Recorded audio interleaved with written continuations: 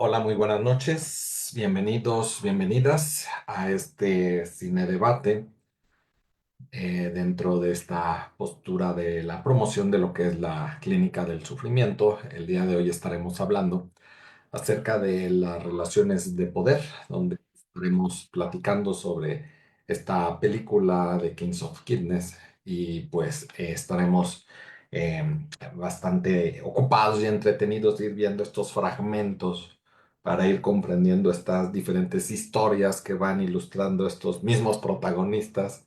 Y pues, Giorgio, muchísimas gracias, bienvenido, buenas madrugadas por allá. Muchas gracias, Carlitos. Buenas noches por allá también a todo el mundo y bienvenidas y bienvenidos para quien está también por ahí siguiendo la transmisión en Facebook. En efecto, como dice Carlitos, relaciones de poder a propósito de Kinds of Kindness de Yorgos Lanthimos, este director griego que dio mucho de qué hablar con esa otra película que también debatimos acá, que era Poor Things, Pobres Criaturas. Y que tiene, que yo sepa, bueno, tiene un montón de películas, pero tiene otra que se llama Langosta, que me parece una gran película. Y bueno, tiene un estilo ahí muy particular. Y esta película en concreto eh, es una película que es, en algún lugar leí que le llama una fábula tríptico, ¿no? Son tres historias que se cuentan en la misma película. Y en las tres historias, ahora de sacar los que son los mismos protagonistas, más bien son los mismos actores que interpretan a diferentes protagonistas en diferentes historias con un hilo temático común que tiene que ver con las relaciones de poder desde mi punto de vista, eh, y que es un poco lo que vamos a debatir ahora en nuestro cine debate. Entonces, para tener a mano siempre las ideas más, no las principales, pero como las historias al menos, de esas tres fábulas, voy a hacer un recordatorio más o menos de qué van, para quien no lo hubiera visto recientemente.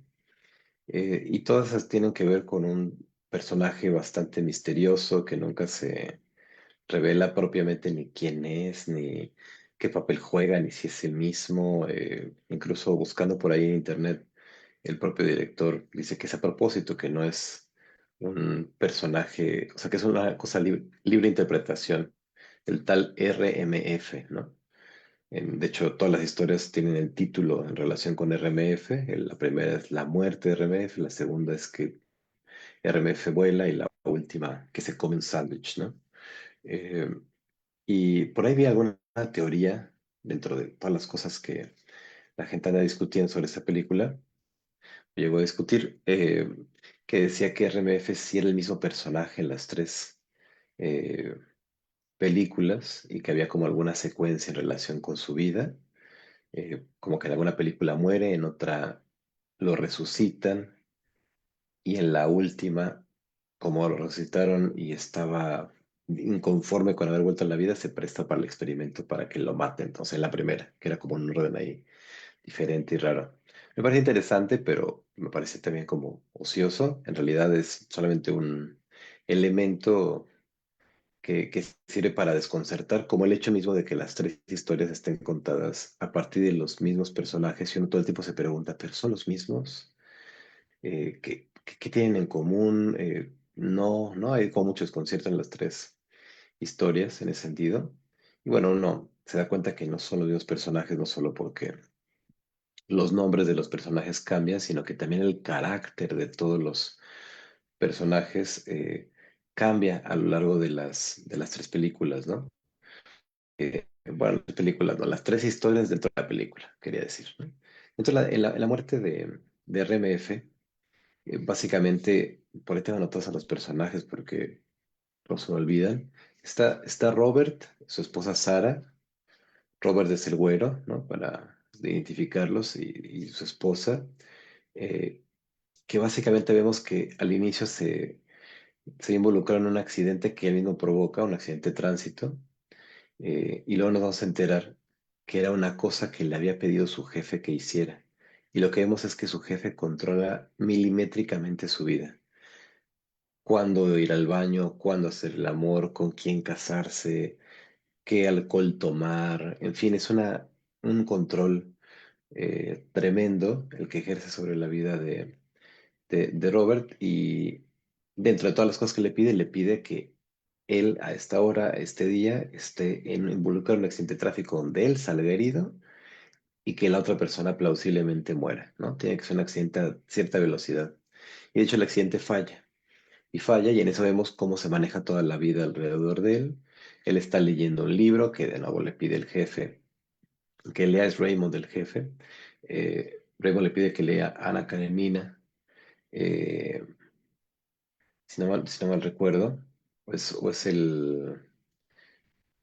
sí, creo que es Ana Karenina, es lo que le pide que lea, ¿no? Este libro eh, que aparece también en la película y que mismo le regala después a este otro personaje que va a entrar como a reemplazarlo en esta dinámica, porque Raymond tiene a su pareja, eh, que solamente vemos en la película, que juega un rol ahí muy secundario en esta historia, y que básicamente es como una especie de triángulo amoroso, ¿no? Entre Robert, la esposa de Raymond, y Raymond, y que en cuanto él rechaza la idea de volver a ejecutar el accidente, y que le dice, es que no puedo ser responsable de la muerte de otro hombre, o sea, nos da a entender que ya ha matado o se involucra en la muerte de una persona por Raymond. Él dice, bueno, pues fue mucha de relación, muchas gracias, qué bueno que nos conocimos, sabía que esto podía pasar algún día, no hay resentimientos, esta relación se acabó. Y el otro se vuelve loco y le dice, no, no, no puedes dejar, no puede ser, es solamente esto que nos estoy pidiendo, no he hecho ninguna cosa que no me pides. Y entonces Raymond se ve como reemplaza a Robert con este otro personaje que es Rita, que está interpretado por Emma Stone. Él se da cuenta que está siendo reemplazado porque la conoce, se da cuenta que está siguiendo los mismos pasos que él estaba siguiendo, que está leyendo ese mismo libro, que se involucra en el accidente también con el mismo personaje. Y entonces él, al verse como completamente en peligro de perder esta relación, termina sacando al RMF del hospital, lo pone en el suelo en un estacionamiento y le pasa encima con la camioneta y se va a los brazos de nuevo de Raymond para decir, lo hice, y entonces se acuestan de nuevo los tres, ¿no? Esa es un poco la primera historia. La segunda historia son siempre los mismos actores, pero con diferentes nombres, diferente historia. Es la historia de que RMF está volando o vuela, y el personaje güero, que ahora tiene una caracterización un poco distinta, es ahora un oficial de policía. Tiene su esposa Liz, que es la que aparece desaparecida, bueno, que se reporta como desaparecida, que es una bióloga que fue a una isla y aparece que Daniel está muy preocupado por ella porque está desaparecida y nadie piensa si realmente puede regresar con vida o no, y está un poco en esta especie como de duelo. Y tiene esa relación con esta pareja que parece que tienen eh, pues una relación de swingers o de intercambio sexual por lo menos entre ellos. Y está en una escena que es una escena súper incómoda donde él está eh, hablando un poco de Liz y de que le extraña y no sé qué, y ellos están tratando de acompañarlo en esa, aguantar la desesperación de un desaparecido, y en algún punto les pide él que vean el video, ¿no? Y ellos, oh, eso es incómodo, mejor no. Él se pone a llorar, y en ese momento le dicen, bueno, está bien, vamos a ver el video, ¿no? Son situaciones importantes para hablar un poquito de la manipulación y las relaciones de poder. Ven el video, es un video casero donde están siendo grabados tanto las dos parejas en la misma cama, tienen intercambio sexual. Eh, en algún punto regresa Liz totalmente inesperada, el RMF es quien la salva, aparentemente quien la encuentra en la isla. Y entonces lo que le pasa al protagonista de esa historia, que es Daniel, es que dice, esta no es Liz, no le quedan sus zapatos, ella no le gusta el chocolate, está comiendo chocolate. En fin, no se acuerda de mi canción preferida. Entonces empieza a entrar en lo que se vería como un poco, incluso creo que lo dicen literalmente, ¿no? Como en un cuadro de paranoia. Empieza a entrar en tratamiento y demás.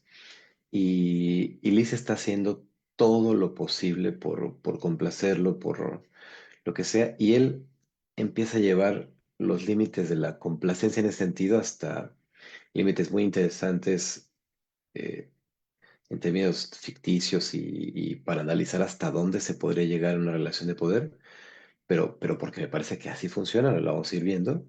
eh, Le dice, bueno, si él le deja de comer, que es una forma de manipulación también, y entonces le dice, es que sabes que no quiero comer nada.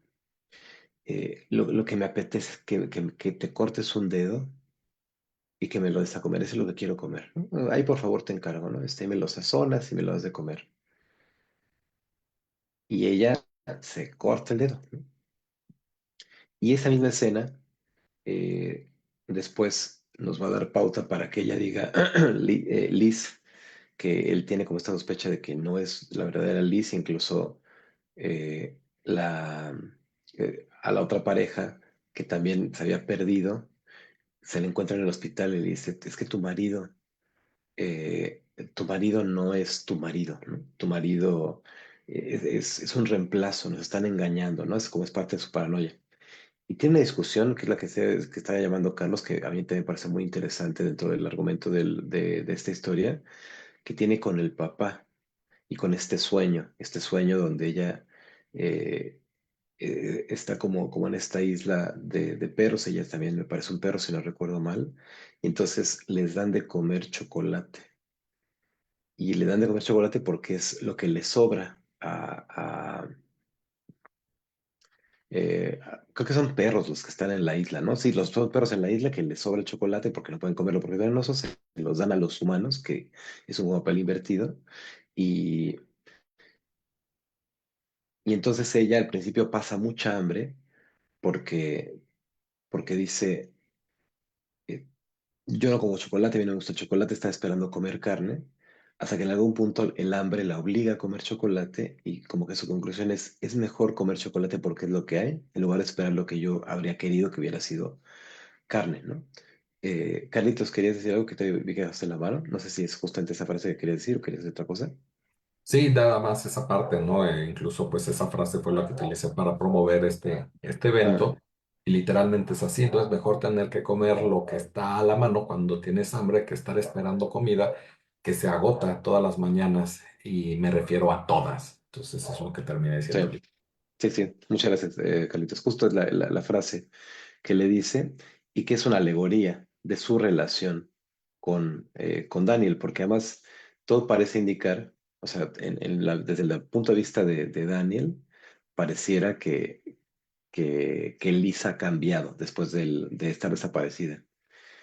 Pero esa discusión que tiene con el papá es como si le, o sea, el papá le dice como ya déjalo, es terrible, no sé qué, y él dice, no te metas. Es como si le dijera, no te metas, es mi relación, yo quería una relación de pareja, y con tal de no estar sola, pues al menos esto es lo que tengo, y es más, te vas a disculpar con él, ¿no? Que esto podemos hablar también un poco de la violencia en la pareja y hasta dónde puede llegar y por qué es tan difícil salir de estas relaciones y los mecanismos de control que se ejercen es por ahí por donde me gustaría abordarlo. El punto es que lo que le termina pidiendo este personaje, Daniel, a su esposa Liz, es que le entregue la vida y es un poco la demanda, me parece en general, en este tipo de dinámicas de relaciones de poder, porque justo lo que se juega en esas relaciones es la propia vida. Y le dice, ¿sabes qué? No, tengo demasiada hambre, estoy famélico. Que además le dice que el dedo que le había cocinado se lo dio al gato, ¿no? Y luego él le dice a otra persona, es que esta loca me dio de comer su dedo. O sea, ¿estás de acuerdo que no es, que está mal, ¿no? Y hay una escena terrible donde ella le ha dicho que está embarazada. No se ve la escena, pero él la golpea y termina perdiendo al bebé por esa razón, ¿no? Alguien le aconseja, déjalo, ¿no? Esto te hizo él, déjalo. Y ya, no, no, no, fue un accidente, él no es así, no sé qué, ¿no? Esto es para hablar un poco también de la relación de pareja en la parte de violencia. Y él le pide al final la vida, ¿no? Le dice, ¿sabes que tengo tanta hambre? La otra, el dedo no era suficiente, se lo di al gato. Lo que necesito es que me des tu pierna o tu hígado. Eso es lo que necesito. Y al final vemos eh, que se lo entrega y vemos este final que es un poco absurdo, que es enigmático, que aparece aparentemente la verdadera Liz, ¿no? Afuera, dentro de que se puede interpretar como el propio delirio del protagonista o como la propia idea que tenía de él, como, entonces se me entregó su vida, entonces sí era mi esposa, ¿no? Sí era la que me quería. Hay por ahí varias interpretaciones que podríamos hablar al respecto de este final. Y la última eh, historia siempre son estos actores, pero otros protagonistas, que es RMF se come un sándwich, y están Emily y Andrew, Emily que es Emma Stone y Andrew que es este actor cuyo nombre no tengo presente, que en esa última escena es mucho más flaco, en la otra tiene bigote y en otra es otra caracterización, es como evidentemente son diferentes momentos, incluso físicos de los protagonistas. Y ellos pertenecen a una secta donde están Omi y Anka o Aka, no me recuerdo cómo se llama la mujer. Y parece que es una secta donde tienen que tener algo como relación con la pureza y el cuerpo. Y entonces tienen que estar todo el tiempo tomando solamente el agua que les proporcionan ellos, que está en una fuente, que tiene sus lágrimas. Y están buscando una especie eh, de medium o de persona con poderes o qué sé yo cómo llamarle, que pueda resucitar a los muertos. Una cosa así muy, muy específica y tiene que ser una mujer que sea gemela, que la gemela haya muerto y entonces que tenga una cierta distancia entre los pezones y los pezones, una cierta simetría corporal, ¿no? Sí puede ser un mesías, como dice Benjamín, ¿no? Nunca es explícito qué es lo que están buscando en esta mujer que puede resucitar a los muertos, pero es lo que están buscando, que tenga ese poder. Ponen a prueba a una mujer al inicio de la historia que fracasa al poder resucitar al muerto y la despachan. Y hay muchas personas que están alrededor de ese culto, como la gente que quiere entrar a él, y como la gemela que le dice es mi hermana, es mi hermana, ¿no? Y ya sé que el problema es que yo estoy vivo, pero es que sí estuve a punto de morir. Y el otro le dice, no, pues es que lo siento, pues tendrías que estar muerta para que fuera ella. Y entonces la mujer esta se mata, ¿no? Se mata para decirle, ahí está, ahí se arregla el problema, ¿no? Vas a ver que sí es eh, mi hermana. eh, y ella va, después de que pierde la membresía al culto porque es intoxicada, porque es violada por el exmarido, la expareja que pierde a su mujer por el culto, que es otra cosa, otra forma de la manipulación de las relaciones de poder, las relaciones de culto y de sectas y demás, que también podríamos dedicar un tiempo a hablar de ello, que a mí me interesa un montón, particularmente por ese mecanismo y cómo funcionan cierto tipo de grupos que te prometen la felicidad eterna, no así dicho, pero de otra manera, en un fin de semana, y luego nada más tienes que invitar a más gente, y hay un montón de grupos de esta naturaleza que tienen mecanismos sectarios, ¿no? Eh, y bueno, ahí se manifiesta como esta cosa que se ven completamente eh, abstraídos de su realidad, de su sociedad, de sus familiares. La mujer se dedica en cuerpo y alma a buscar a este Mesías, como le decía Benjamín ahora, o esta mujer que está a los muertos, y termina siendo expulsada cuando cede a la debilidad de no estar en su búsqueda y va a visitar a su hija, que es lo que le está como manipulando el marido, de, bueno, ven a tu hija, ven a ver a tu hija, hasta que él de hecho la está siguiendo, pero eso lo vamos a ver después. Eh, y la lleva a su casa, le da una bebida con droga para que se quede dormida y para violarla. Y cuando se despierta, pues está desnuda, está en casa de él, está intoxicada un poco también por el alcohol, pero sobre todo por el hecho de que él haya tenido relaciones con ella y también parece que se hace explícito que él termina dentro de ella. Y entonces los de la secta la encuentran ahí en la casa, porque la pareja que también pertenece a la secta que es Andrew, se da cuenta que no vuelve al hotel y van junto con los líderes de la secta a que la llevan a este lugar, este sauna, para ver si está intoxicada, ¿no? Que es un ritual que hacen con alguna otra mujer, lo vemos, que le prueban el sudor y le dice, ay, no está intoxicada, puede permanecer. Y ella dice, no, está intoxicada fuera de la secta. En su desesperación va y conoce a esta gemela que se mata, como ya había dicho, secuestra a la hermana y se la quiere llevar a la secta, como decir, sí, ahora. Y incluso hay una escena que es graciosa, pero que es también grotesca a cierto punto, cuando la tiene a la gemela y se la va a llevar y si puede resucitar un muerto, que es RMF, eh, y se pone a bailar, ¿no? De por fin la tengo, van a aceptar, me van a amar. Y tiene este final tragicómico donde ya que está yendo hacia la secta con la que resucita a los muertos, se termina, la termina matando en un accidente de tráfico por una pequeña distracción, ¿no? bueno, es un poco el marco de las tres historias.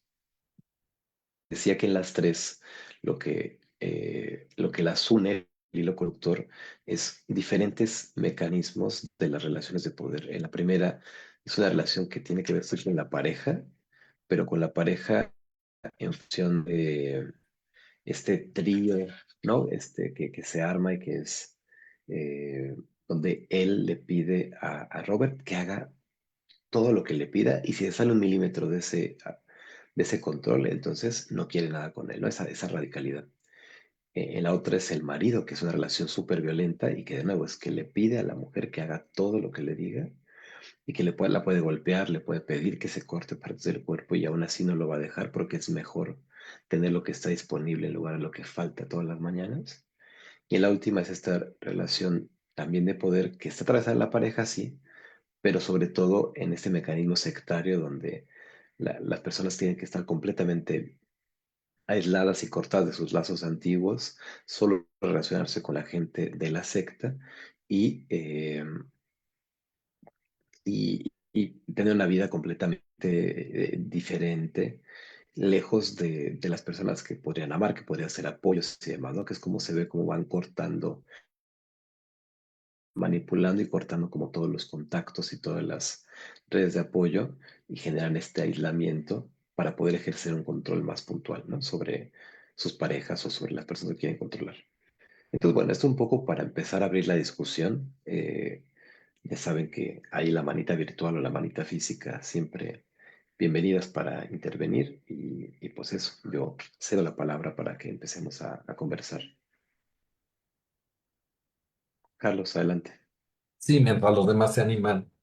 Sí, me gustaría pues hacer como un contexto y lógicamente pues escuchar principalmente tu perspectiva, tu punto de vista, porque sé que pues como lo hemos platicado en otras películas, hay como estos huecos y al haber los huecos pues indiscutiblemente nosotros los vamos a llenar desde nuestros criterios, prejuicios, suposiciones, emociones, etcétera, etcétera. Entonces, a mí me llamó mucho la atención la de ver la primera historia, porque pues recuerdo como esta parte en donde he tenido a consultantes expresando situaciones de, a ver, o sea, yo, pues sí, sí es cierto que pues firmé un contrato laboral, donde pues en este contrato laboral pues se está acordando que pues es de tantas horas a tantas horas y pues con cláusulas muy específicas de que pues si se requiere apoyos adicionales pues uno sí se tiene que pues comprometer con la empresa y cubrir, pero yo firmé, yo lo acepté, yo estuve de acuerdo, ¿no? Y es bien interesante ver cómo posteriormente a todo esto es como, no, pero es que es injusto, es que esto es un abuso, entonces me vino a la cabeza primeramente en esta primera historia, pues estas diferenciaciones que pudiéramos llegar a encontrar porque partiendo por lo menos desde una perspectiva fenomenológica donde se plantea el hecho de que pues toda experiencia es en conciencia, pues podemos hablar de una conciencia, quizá no hay una conciencia reflexiva, sí puedo llegar a comprender cómo es que muy pocas veces incluso se llega a estar reflexionando sobre lo que nosotros estamos haciendo, decidiendo, continua y constantemente a lo largo de nuestra vida. Pero realmente creo que desde ahí tendríamos que empezar a cuestionar esas líneas que en su momento hemos platicado tú y yo en otros espacios tan finas en el hecho de decir dónde empieza la manipulación, dónde se acaba la manipulación, o sea, que hay una relación de poder, eso es indiscutible, pero dónde hay un abuso, dónde no habría un abuso, ¿no? Bajo qué condiciones o qué características, si pudiéramos hablar de un abuso, porque incluso aquí, si lo vemos desde una parte afectiva, pues cuando el jefe, por decirlo de alguna manera, pues termina diciendo, pues aquí casi casi se termina la relación laboral y todo lo que ve implícito en ella, pues tampoco hay como pues un chantaje o tampoco hay como precisamente, si hay una consecuencia, incluso pues le retira la raqueta que pues les había precisamente dado, ¿sí? Y como esa misma raqueta posteriormente la regala a alguien más. Pero quizá a lo mejor viendo el detalle de la raqueta que ni siquiera era para él, sino era para la que era su esposa, que ya no lo es. Sí, sí, sí me gustaría a lo mejor poner atención en esos hilos tan delgados para ir viendo en dónde pudiéramos hablar, en dónde qué es lo que determinaría que esto ya más allá de una relación de poder sea de abuso o no. Incluso, pues si tocamos la segunda historia, que es parte de lo que también me gustaría mencionar, me quedo mucho pensando en cuántas veces a nivel legal, ¿sí? Llega a dispensar a una persona porque pues se encuentra pues no al 100% dentro de sus capacidades mentales y eso entonces amerita una pena menor. Sin embargo, más allá, pues cómo es que lo que a mi parecer ella termina haciendo es como un esfuerzo no de quedarse con él porque no habría otra opción, sino hasta dónde es. Si yo me corto un dedo, creo que ya con esto, ¿no? Con esto sí le voy a demostrar al otro que sí soy, que realmente su delirio va a desaparecer, ¿no? Que ahora sí va, y cómo termina precisamente al final, pues atentando contra su propia vida hasta donde también en un sentido en el cual pudiéramos, como tú lo mencionas, ¿no? Interpretarlo desde diferentes matices, pero sí un matiz que yo le pongo sobre la mesa es esta parte de hasta dónde, pues sí puedo tratar de estar, como lo he visto en múltiples aspectos en este contexto cultural, pues tratando siempre de rescatar al otro, de ayudar al otro, de ahora sí con esto va a dejar de tomar, ahora sí con esto va a lograr quitarse el delirio, ahora sí con esto va a dejar de romper sus otras relaciones, no sé, o sea, como esa expectativa al respecto y qué tanto entonces actúa desde estas situaciones emocionales y no tanto por una situación de relación de poder por parte del otro. Entonces creo que ahí es en donde pudiéramos dar sí, este giro en estas perspectivas para ir viendo pues estas posibilidades que yo pongo sobre la mesa. No te escuchas. Sí, yo y la tecnología, ya saben. Eh, Muchas gracias, Carlos. Pues bueno, igual mientras vamos esperando que se animen a participar los demás, eh, tomando un poco así de bote pronto lo que pones en la mesa, diría algunas cosas y sobre todo me gustaría problematizar la idea de la aceptación o el consentimiento, porque a veces se tiene la sensación a nivel social y sobre todo desde afuera de estas relaciones, que si tú firmaste, que si tú aceptaste, que si tú dijiste que sí, entonces en automático se tiene que asumir como que es una relación donde los dos tienen la posibilidad de decir que sí, que no. Entonces ya tú dijiste que sí, pues entonces aunque era una cosa tremenda o que parte, por ejemplo, en el caso de la primera historia, eh, me parece que lo complicado es pensar que Robert tiene la posibilidad de decir que no en esa relación. No porque no la tenga a nivel humano, sino porque en ese caso en concreto me parece que algo que se ilustra tiene que ver con cómo es que una relación que es vertical, como en el caso de jefe-empleado, en ese caso concreto, pero la podemos reproducir al infinito en todas las relaciones que ustedes gusten y manden, maestro-alumno, todo lo que quieran. eh, Esa relación que es vertical porque está en posiciones diferentes cada uno jugándose. Ahora quiero separar la idea de la verticalidad del poder, ¿no? Casi siempre van junto de la mano, en mi experiencia al menos, pero no necesariamente.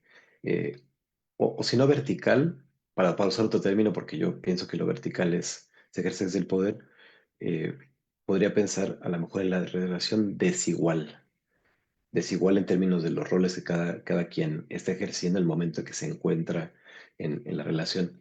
Si yo tengo más posibilidades que mi pareja, en general, eso se ve muy particularmente en la relación jefe-empleado que vemos en la primera historia. Si yo soy tu jefe, o sea, yo literalmente puedo, digo, está la cosa del contrato y la ley lo que quieran, pero yo literalmente te puedo dejar sin trabajo, ¿no? Eh, y si tienes una relación afectiva conmigo y yo tengo un problema contigo, va a ser bien difícil que yo desde esa otra relación, que no es la relación de pareja, sino la relación de laboral, no quiera jugarme las cartas de entonces te voy a joder de otro modo, que es lo que pasa en las relaciones verticales.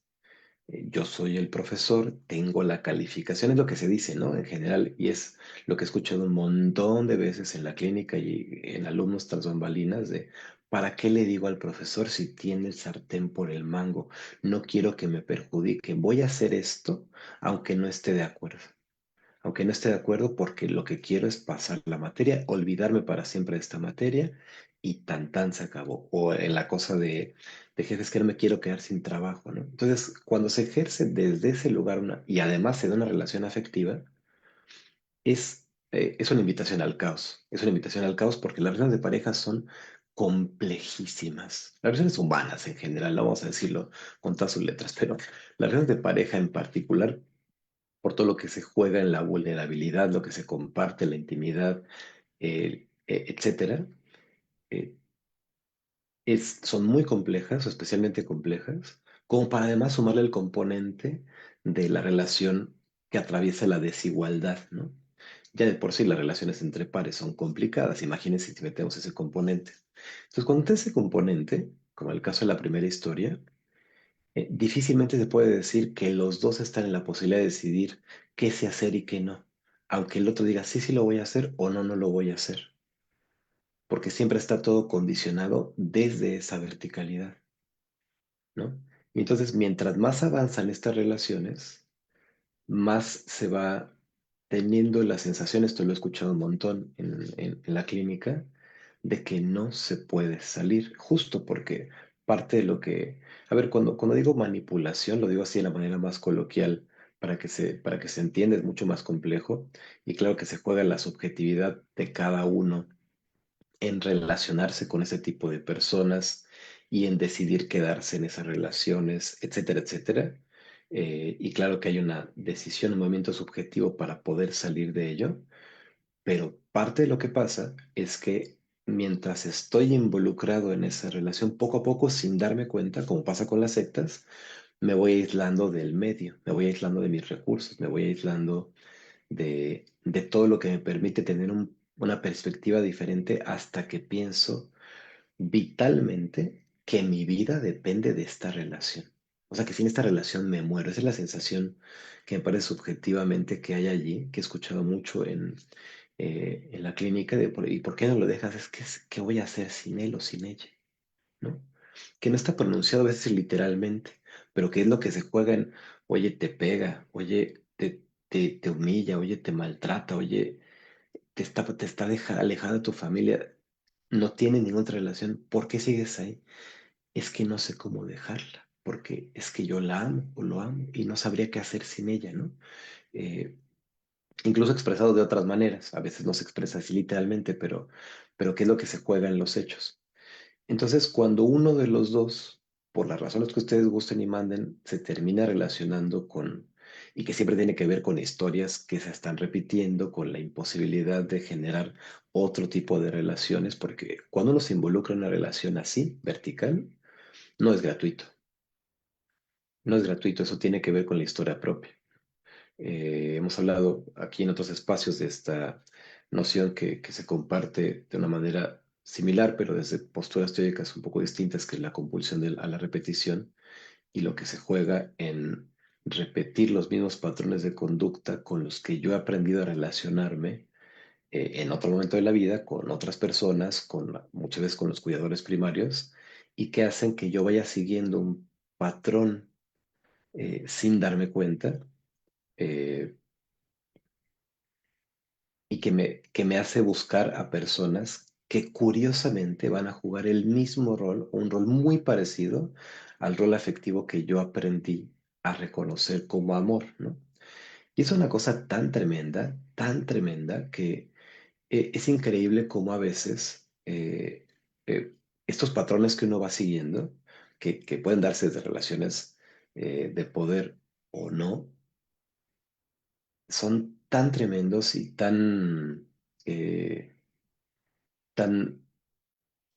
incontrolables, al menos desde el punto de vista de la sensación subjetiva que se reporta en las primeras sesiones de terapia, que no importa, o sea, uno va a una fiesta y de 100 personas que hay en la fiesta, se va a encontrar y se va a relacionar y va a platicar específicamente con la persona que tenga ese tipo de patrón de relación, que tenga que ver con eso que uno ya conoce, ¿no? Y es tremendo. Y lo va a encontrar no solamente en las relaciones de pareja, sino en las relaciones de trabajo. Es decir, se puede reproducir y parasitar en cualquier relación virtualmente, ¿no? Entonces está esa cuestión. Y una vez que uno se involucra en ese tipo de patrones, particularmente de cómo se ejerce desde allí el poder de una relación desigual, poco a poco, o sea, esta relación que empieza siendo un consentimiento de yo me quiero relacionar contigo y tal, digamos que es como si, hablando ahora que decía Carlos, la figura del contrato, es como si en algún punto en la pareja se estableciera una especie de contrato tácito, ¿no? De para estar conmigo, tú tienes que hacer esto y esto y esto. ¿Estás de acuerdo? Sí, pero tú tienes que darme a cambio esto y esto y esto. Y tú tienes que estar, ¿no? O sea, es como un toma y daca que se da en la pareja y que en relaciones, digamos, que no atraviesan esto, que son horizontales, que se juegan desde otro lugar, hay cosas razonables que los dos están buscando mutuamente, ¿no? Y bien, a ver, yo quiero tener hijos, tú también, entonces tenemos un proyecto en común, que bueno, a ver, yo quiero una pareja que me sea fiel, tú estás de acuerdo en una relación monógama, muy bien, ¿no? Y así se va construyendo, ¿no? El problema es cuando uno de los dos dice, no, es que yo no quiero monogamia, yo lo que quiero es que tengamos una relación abierta. Y entonces ahí, si es un tema que la otra persona definitivamente no podría soportar, lo que sería, pues usar esta palabra con muchas comillas, tómenla con mucha salvedad, lo sano sería que dijera, pues esto yo no lo quiero, yo no lo consiento en toda relación de pareja, prefiero entonces no seguir con esta relación de pareja. Pero no, ¿qué es lo que hacemos? Bueno, está bien, voy a ceder nada más a esto porque es que todo lo demás es tan maravilloso que qué me cuesta ceder en esto. Y entonces, ese primer movimiento, decir yo no quería esto, pero igual lo voy a ceder, es lo que empieza a hacer que la relación empiece a moverse de esa horizontalidad y empieza a moverse la escala. Porque ahí donde tú cedes a esto que yo quiero, pero tú no, empieza, esto por supuesto no es explícito, no es que tú me digas, es que no voy a querer esto, o sea, yo no quiero una relación abierta, pero como tú la quieres y yo te quiero mucho, estoy de acuerdo a aceptarlo. No, no, el problema es que no se maneja así, ¿no? Si manejaras de ese nivel de conciencia, probablemente ni siquiera escalaría o llevaría otra serie de acuerdos, se jugaría quizás siempre desde otra horizontalidad, ¿no? Pidiendo otra cosa a cambio, qué sé yo. En realidad lo que pasa es que se cede con esta expectativa, el otro se da cuenta de que puede pedir y entonces este pedir se vuelve a pedir más y pedir más y pedir más y pedir más y pedir más y pedir más y pedir más, ¿no? Eso también es muy notable, por ejemplo, en las relaciones de abuso, ¿no? En las relaciones de abuso hay una película que si no estoy confundiendo entre miles de películas que tengo en la cabeza de pronto, creo que en Short Term se llama, hay por ahí una niña que trata de contar su historia, que es una historia de abuso, y se la cuenta a otra persona que también ha sido abusada y reconoce el abuso en esa historia, pero no tiene más pruebas que esta historia, y entonces no puede hacer nada. Pero la historia es de Nina, que es un pequeño pulpo que se relaciona con un tiburón. Y la historia dice más o menos algo así, que Nina es un pulpito solitario que no tiene amigos y de repente llega el tiburón y le dice, oye, yo quiero ser tu amigo. Ah, yo también no tengo amigos. ¿Qué tengo que hacer para ser tu amiga? Dame un tentáculo para que me lo coma. Oye, pero ¿qué te pasa, no? ¿Cómo crees? Si me va a doler, es mi tentáculo. Sí, pero yo tengo hambre y tú quieres un amigo. Entonces así los dos podemos tener lo que queremos. Además tienes 8 tentáculos. ¿Por qué no me das uno? ¿Qué te cuesta? Y entonces Nina cede y le da un tentáculo. Y eso es lo que inaugura la relación, ¿no? Y entonces después, ¿qué va a pasar? Que el tiburón va a volver a tener hambre y le va a pedir otro tentáculo. Y va a tener hambre y le va a pedir otro tentáculo. Así hasta que no le queda nada. Y en esa pequeña historia, el tiburón se termina comiendo a Nina y se termina quedando solo, buscando después a alguien más con quien reproducir esta dinámica, ¿no? Entonces esta pequeña historia que estoy trayendo a colación me sirve solo para ilustrar dos cosas. La primera, que la relación vertical no es que de poder ya en la pareja, no es que se dé con este nivel de control que vemos en las tres historias de inmediato. O sea, nadie en su sano juicio, o bueno, no sé si nadie, no voy a arriesgarme a decir esta generalización tan grande, pero casi nadie en su sano juicio entraría en una relación donde el otro de entrada, sin conocerlo, sin tener relación afectiva, sin tal, así en la primera cita le diga, a ver, yo soy súper controlador y te voy a pedir que llegado el caso me des de comer hasta tu cuerpo. ¿Estás de acuerdo? ¿No? Pues claro que no, eso va escalando, ¿no? Pero parte de un primer gesto, de ese primer ceder que yo no estaba de acuerdo, pero que igual voy a ceder porque amo mucho al otro, porque quién sabe qué, ¿no? Y de ahí es un tentáculo, otro tentáculo, hasta que no queda más. Y entonces lo único que queda es la propia vida, ¿no? Que es un poco la, la propuesta casi literal que se ve en la segunda historia, ¿no? De no, es que no solamente quiero que me atiendas, que estés conmigo, sino quiero que, no solo que me des de comer, quiero que me des de comer tu cuerpo, ¿no? Que es un poco una, una metáfora bastante grotesca de lo que se puede llegar a sentir que se exige, ¿no?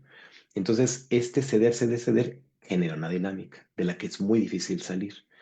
Pero ya cuando hay un ceder, que parte de un primer movimiento subjetivo de yo te estoy otorgando esa facultad a ti, que no me estoy dando cuenta, al ceder a lo que yo no quería, más adelante en la relación, cuando se sigue construyendo de esta manera, pues mientras más se construye es como una bola de nieve que es mucho más difícil de parar. Y en algún punto la relación se vuelve tan compleja y se juegan tantas cosas que puede ser cualquier persona, como el padre de Liz en la segunda historia. Déjalo, ¿no? No te mereces una persona así. Yo prefiero esto que estar sola, ¿no? Y hay un movimiento también subjetivo ahí muy importante y muy tremendo, que es parte de lo que es más complicado de trabajar en ese tipo de relaciones, sobre todo cuando hay violencia, que la persona que está dentro de esa relación en algún punto se ve tan aislada de tentáculos, o sea, va perdiendo tantos recursos y sean tantos recursos que virtualmente siente que no vale la pena ninguna relación si no es, aunque le pegue, aunque su vida esté en riesgo, aunque no sé qué, ¿no? Entonces, pero sí me parece muy importante distinguir que en todo eso, o sea, el ceder cuando hay una relación desigual en medio, y decir está bien, lo acepto porque no quiero perder el trabajo, porque no quiero ser perjudicado, porque no sé qué, por la calificación o por lo que sea, el ceder allí solo está construyendo una relación que se vuelve de poder y que permite que una dinámica se siga perpetuando y que en esa dinámica, ese ceder, ese está bien, yo doy esto porque no quiero quedarme sin lo que tú me das, lo que termina haciendo es que uno entrega el control al otro y después el otro ejerce el control, ¿no? Entonces después, cuando dice el otro, entonces vamos a ir a cenar a este lugar que yo quiero, ¿tú quieres ir? Y pues la otra dice, pues sí, y pues sí, claro que está diciendo que sí, pero también la propia persona que está ejerciendo el poder, por supuesto que en el fondo de su, voy a decirlo así, en el fondo de su no, por supuesto que sabe que la otra persona no está de acuerdo. Por supuesto que estas cosas uno las siente, pues. El asunto es que tampoco el otro, o sea, no quiero plantear en el que ejerce el poder, no quiero plantear a un monstruo. Lo que quiero plantear es que también está siguiendo una serie de patrones, que es lo que ha aprendido, que es lo que seguramente se juega en su historia, y que no sabe de qué otro modo relacionarse si no es a través de ese control, ¿no? Porque también puede haber un miedo a ser abandonado, qué sé yo, un montón de cosas que se juegan allí. Eh, y en ese sentido, por supuesto que se notifica que, o sea, la persona, una de las cosas que son tremendas de las relaciones de violencia es esta parte que le llaman la luna de miel, ¿no?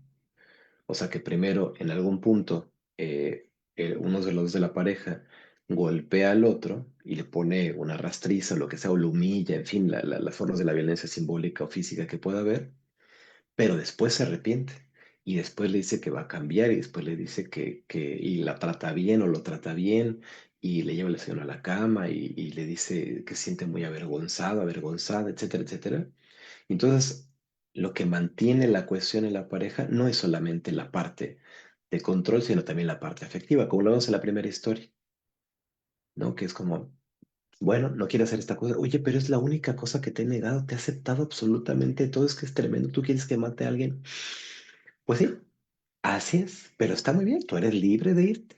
No te preocupes. Yo nada más te voy a quitar el trabajo, te voy a quitar la raqueta, te voy a poner en contra de tu esposa. No vas a poder formar parte de esta relación. Nada más. No te preocupes. Eres libre de irte, ¿no? Entonces, por supuesto que el otro dice, "Ah, pues, aunque no quiera, voy a hacer esto porque no quiero perder esto otro, ¿no?" Entonces es bien complejo y se juegan un montón de cosas, pero sí me parece muy importante no perdernos en que ese primer movimiento subjetivo que se puede dar desde una horizontalidad, si se quiere, cuando son personas que no se conocen desde un ámbito profesional o académico, terapéutico, médico, qué sé yo, todas las relaciones que se pueden jugar allí, de desigualdad desde diferentes roles. Cuando se conocen en igualdad, hay un primer gesto que está invocando en cada quien a repetir patrones que conoce, uno a ejercer el control, el otro a cederlo, que empieza a desbalancear la relación hasta que en algún punto se hace así, ¿no? Y entonces ya cuando está así y ya la otra persona está completamente subsumida, es muy difícil, ¿no? Tratar de hacer algo porque de hecho no va a querer hacer nada, como lo vemos en Liz, en la segunda historia, ¿no? Es que yo no quiero salir de aquí, tú vete de aquí, tú que te metes en mi vida, ¿no? Eso es lo más complejo, pero eso no quiere decir que todo lo que se da sea esta, o sea, el que se corte el dedo Liz no quiere decir, ah, pues él me lo pidió, yo estoy de acuerdo, es mi dedo, pues tengo 11, digo, otros 9 en la mano, 11, ojalá tuviera 11, entonces le sobra uno, ¿no? Varía un Tengo poco. me sobra uno. Tengo 10 dedos, pues a mí ¿qué más me da, no? O sea, esa aceptación no es aceptación, ¿no? No aceptación en el sentido de igualdad, ¿no? Y cuando no se aceptan las cosas en igualdad, hay una relación vertical y un poder que está ejerciendo, ¿no? Eso no quita la parte del movimiento subjetivo, decía, pero es lo mismo con la cosa del consentimiento, para hablar de otros escenarios de abuso, ¿no? Es que ella no me dijo que no. Entonces, pues si no me dijo que no es porque quería. No, no, no, no, no, no. No, no nos confundamos, ¿no? A veces no decir que no por miedo, por sentir que se está orillado, por un montón de cosas, justo por cómo se juega. A ver, porque quien tiene el poder, o sea, pensamos en la relación de un adulto con un niño. O sea, un adulto que le dice a un niño, le voy a decir a tus papás si no haces esto que yo te pido y no te van a querer y nadie te va a creer sino a mí. Aunque el niño diga, ok, acepto, eso no es aceptación, ¿no? Eso no es consentimiento. Y es ese tipo de movimientos los que me parece muy importante que no nos perdamos en pensar, bueno, pues si el otro dijo que sí, entonces está consintiendo, no necesariamente, ¿no? Es bien complejo, pero no necesariamente, ¿no? Entonces, yo no veo manos, pero no voy a estar aquí hablando una hora. Podría, pero no voy a estar hablando aquí quién sabe cuántas horas. A ver, Silvia, adelante. A mí me llama la atención justo esto que vas mencionando y me parece que fue en el tercer relato, bueno, en la tercera escena donde, ay, se me van los nombres de los personajes, pero ya sale la chica y le dan dinero, ¿no? Y como de toma, retírate y la mujer le dice, ¿no? De, no, pues a lo mejor y este es tu, lo voy a poner como en esas palabras como este es tu camino, este, quizá tú estás para esto, para cuidar a tu hija, para estar con tu esposo, o sea, ¿cómo le hace referencia? Yo cuando lo vi me impactó y dije, en ese discurso que pareciera un tanto te libero, de bondad, de, no, en buen plan, pues mira, tú vete, quizá esto es para ti, esta es la mejor forma para ti, ¿no? Exacto, piadoso cómo la persona se termina enganchando y que uno pensaría, pues ya te dejaron libre, ya huye, ¿no? Regresa con tu familia. No.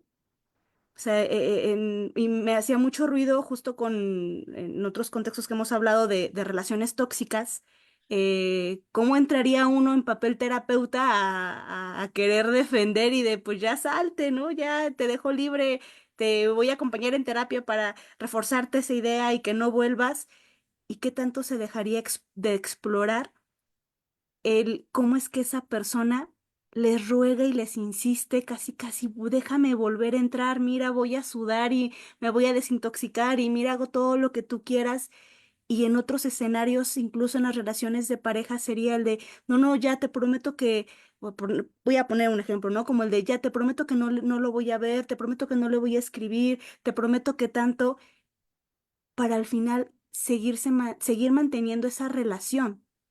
Entonces, todo esto a mí se me hizo muy, de entrada al principio la película, la verdad, ponía pausa, regresaba porque, a ver, espérame, ¿de quién me están hablando?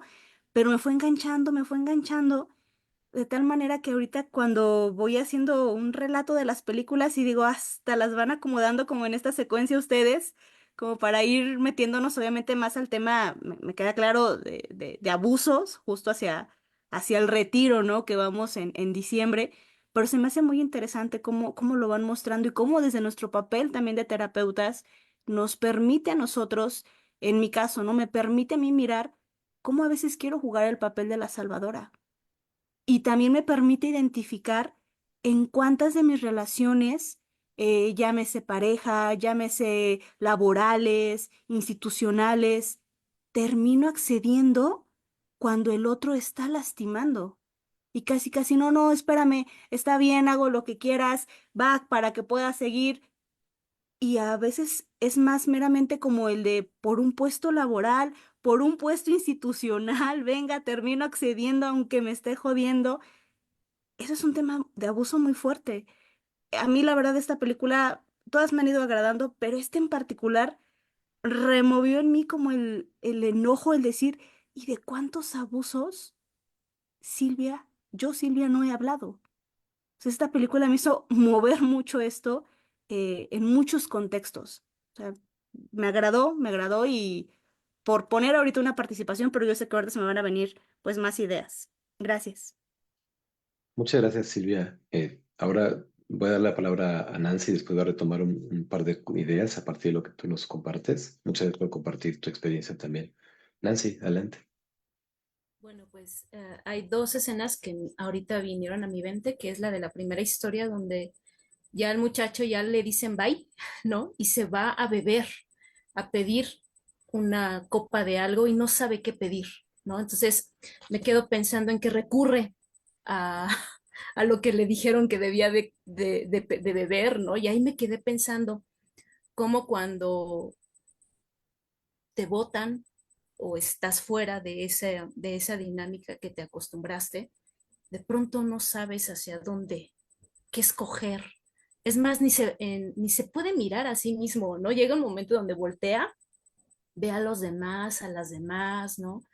Y se topa con la chava esta y entonces empieza a generarse otra vez esta dinámica. Y qué chistoso, la manera de seducirla es la misma en cómo le dijeron que tenía que seducir a la que era su esposa. Entonces ahí es en donde voy viendo cómo en la película se ve que es como este guiño, ¿no? De cómo volver otra vez a repetir una historia, pero con otra persona, ¿no? En otro contexto, pero con ciertos, este, como guiñitos que te van otra vez haciendo, volviendo a repetir, ¿no? Casi de la misma manera como te pasó en el momento anterior. Entonces, ahí me pareció tan terrorífico, ¿no? Y claro que me cuestionó, por supuesto, ¿no? Dije, aquí hay una cuestión bien dura y qué bueno que al menos en esa escena de la repetición, dije, órale, qué buena manera de representar, ¿no? Estas eh, quizá costumbres, no sé cómo llamarles, ¿no? A lo que uno vuelve. Y eso, y luego la otra, donde la escena de la segunda historia, donde la escena donde dices que llora y que la manipulación, ¿no? Donde les pide ver la película y ellos dicen, se sienten incómodos, lo expresan la incomodidad y él llora. Entonces de pronto me quedo pensando, ¿qué tanto cuando uno llora, cuando uno vaya, hace o hacemos berrinches desde distintas maneras, no hay tiempo de apalabrar de otro modo o de decir de otro modo lo que te está cruzando. Lloras y los demás se conmueven y chin. Entonces, da pie a hacer lo que alguien te está pidiendo pero no quieres. Entonces ahí es bien complicado, ¿no? Cómo de pronto tratar de separar ese momento que está fluyendo de llorar o de gritar o de vete a saber a tratar de expresar cómo uno se está sintiendo y a ver qué, si es que te pueden acompañar o ayudar las que están a tu alrededor, ¿no? Entonces por ahí me quedo ahorita y pues nada más. Muchas gracias, Nancy, por compartir tu experiencia, tus reflexiones. Quisiera retomar un par de cosas también de lo que decía Silvia ahora y lo que nos compartes también tú. Luego le doy la palabra también a Carlos. Eh, a ver, en esta escena, en esta película, pensaba que son tres películas, en esta historia de esta película, la última, la de la secta, eh, esto que nos compartía Silvia, que es muy fuerte, como le dice, no, bueno, pues a lo mejor esto no es para ti, pues ya, vete, ten una vida normal, etcétera, etcétera, ¿no? Uno desde afuera, como pasa en muchísimas eh, relaciones de este tipo, que decía ahora yo que me interesa a nivel sectario, pero también cómo ese mecanismo sectario se reproduce en cierto tipo de agrupaciones. Eh, Porque, a ver, lo que busca ella, la protagonista de esa última película, otra vez, la última historia de esta película, hoy estoy con el chip cruzado, eh, lo que sea que busca en la secta, ¿no? Que me parece que tiene que ver con la cosa más elemental de la pertenencia, de sentir que es parte de algo, que es parte de algo especial, que es una cosa que me parece que podemos identificar todos en la mejor y en mayor o menor medida en nuestras vidas. O sea, el sentir que uno es parte de algo y que ese algo es de algún modo importante es una cosa vital, ¿no? Entonces, ¿por qué ella está dispuesta a renunciar a su esposo, a su hija, a su vida, a su trabajo probablamente, porque no podemos trabajar salvo estar dedicándose a buscar a esta persona que resucita a los muertos, a someterse a beber un tipo de agua particular, etcétera, etcétera? ¿Por qué está dispuesta? Por lo que siente que encuentra dentro de esta secta. De tal forma que cuando es, y lo vemos también en eh, en la primera historia y en la última, cuando es el otro el que dice, ya, no te preocupes, eres libre de irte, vete, aunque uno desde afuera pueda ver, pero es que qué bueno que te dejaron ir, ahora eres libre, ¿no? Como decía Silvia, ¿por qué la gente se siente tan mal y lo que quiere con toda su alma y su desesperación es volver, ¿no? Es un parte en el caso de las sectas es una cosa tremenda, y en el caso de las relaciones de pareja casi siempre, como lo vemos en la primera historia, son siempre mecanismos que, que buscan ejercer siempre ese control. No, no, no te estoy obligando, no, no, no te preocupes, tú eres libre de irte. ¿Tú no quieres matar a esta persona? No te preocupes, yo no te voy a obligar. Nada más no voy a estar contigo nunca más, ¿no? Y si de eso se trataran las relaciones, pues muchas gracias, mejor no tengamos relaciones, ¿no? O sea, que haya esta inmovilidad en el discurso y en el pedir, ¿no? De posición, tú tienes que hacer lo que yo te pida y si no, pues esto se acaba. Eso es lo que fundamenta un poco la base afectiva, me parece, lo escucho mucho en la clínica, este tipo de relaciones, ¿no? Entonces, claro, por ahí Silvia nos compartía, ¿no? Esta sensación desde el papel de la psicoterapia, de decir, no, pero es que yo quisiera salvar al otro, decirle, sí, córrele, vete de ahí, ¿no? El problema, lo complejo del papel en el sentido del terapeuta de quien acompaña, es que uno, uno no tiene manera de saber lo que al otro le conviene en realidad, ¿no? Jamás. Eh, ni porque, a ver, voy a decir entre comillas, porque esta objetividad que voy a hablar no existe, ¿no? Aunque objetivamente yo puedo decir, es que aquí le pegaban y aquí no le pegan, pues es obvio que es mejor que no le peguen, entonces voy a acompañarla para que deje la relación que le pegaba y para que esté en la que no le pega. Uno no puede saber qué es lo mejor para el otro, o sea, en términos del movimiento subjetivo, y para qué si está, bueno, a ver, también, para decirlo con todas sus letras, no es que ninguna persona que sea parte de una relación donde hay violencia simbólica o física esté, voy a decir, bien, ¿no?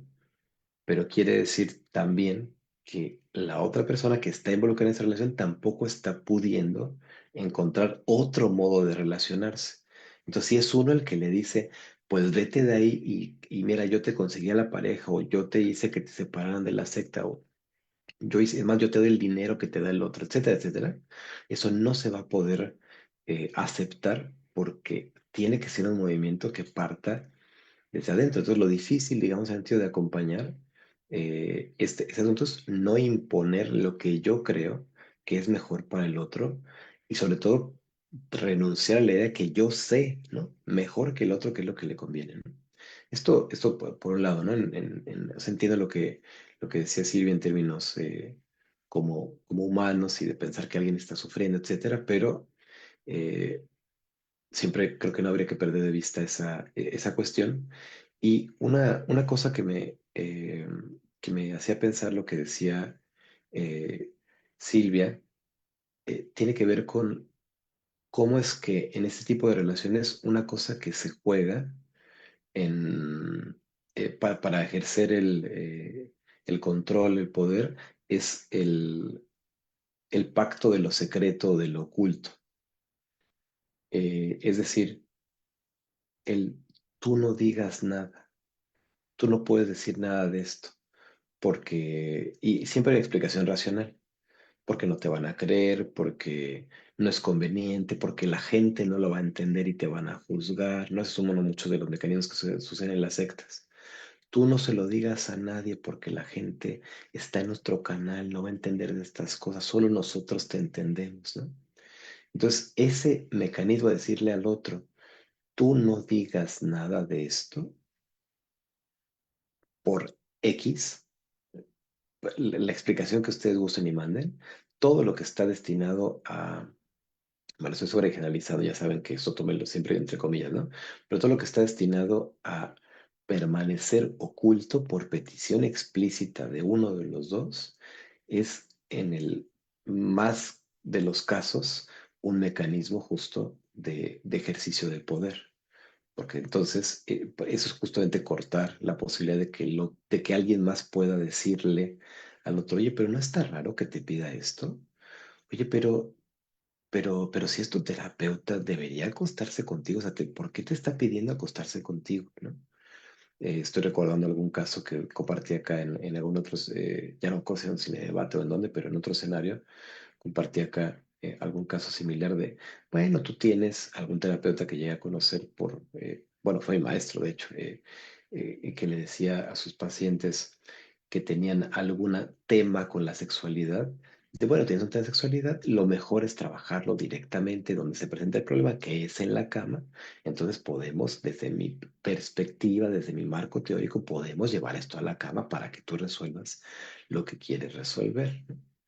Eh, pero no, yo te voy a desbloquear ese, Carlos. Sí, gracias, ¿no? Pues ese tipo de desbloqueos, eh, prefiero no pagarte, ¿no?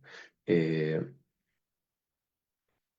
pero siempre está el tácito, pero no vais a decir nada de esto, porque otras personas con otros enfoques no lo van a entender, ¿no? Entonces siempre la cosa del secreto, ¿no? Y cómo lo oculto se juega también allí. Eh, y cómo es que, también lo ligo a lo que decía Nancy, ¿no? Cómo es que el Yavet, el eres libre, el otro lo vive como, ¿no? ¿Cómo voy a ser libre, ¿no? Cuando en la primera historia le dice, bueno, ya, todas tus cosas, y el otro llega al bar y dice, pues, ¿ahora qué pido? ¿No?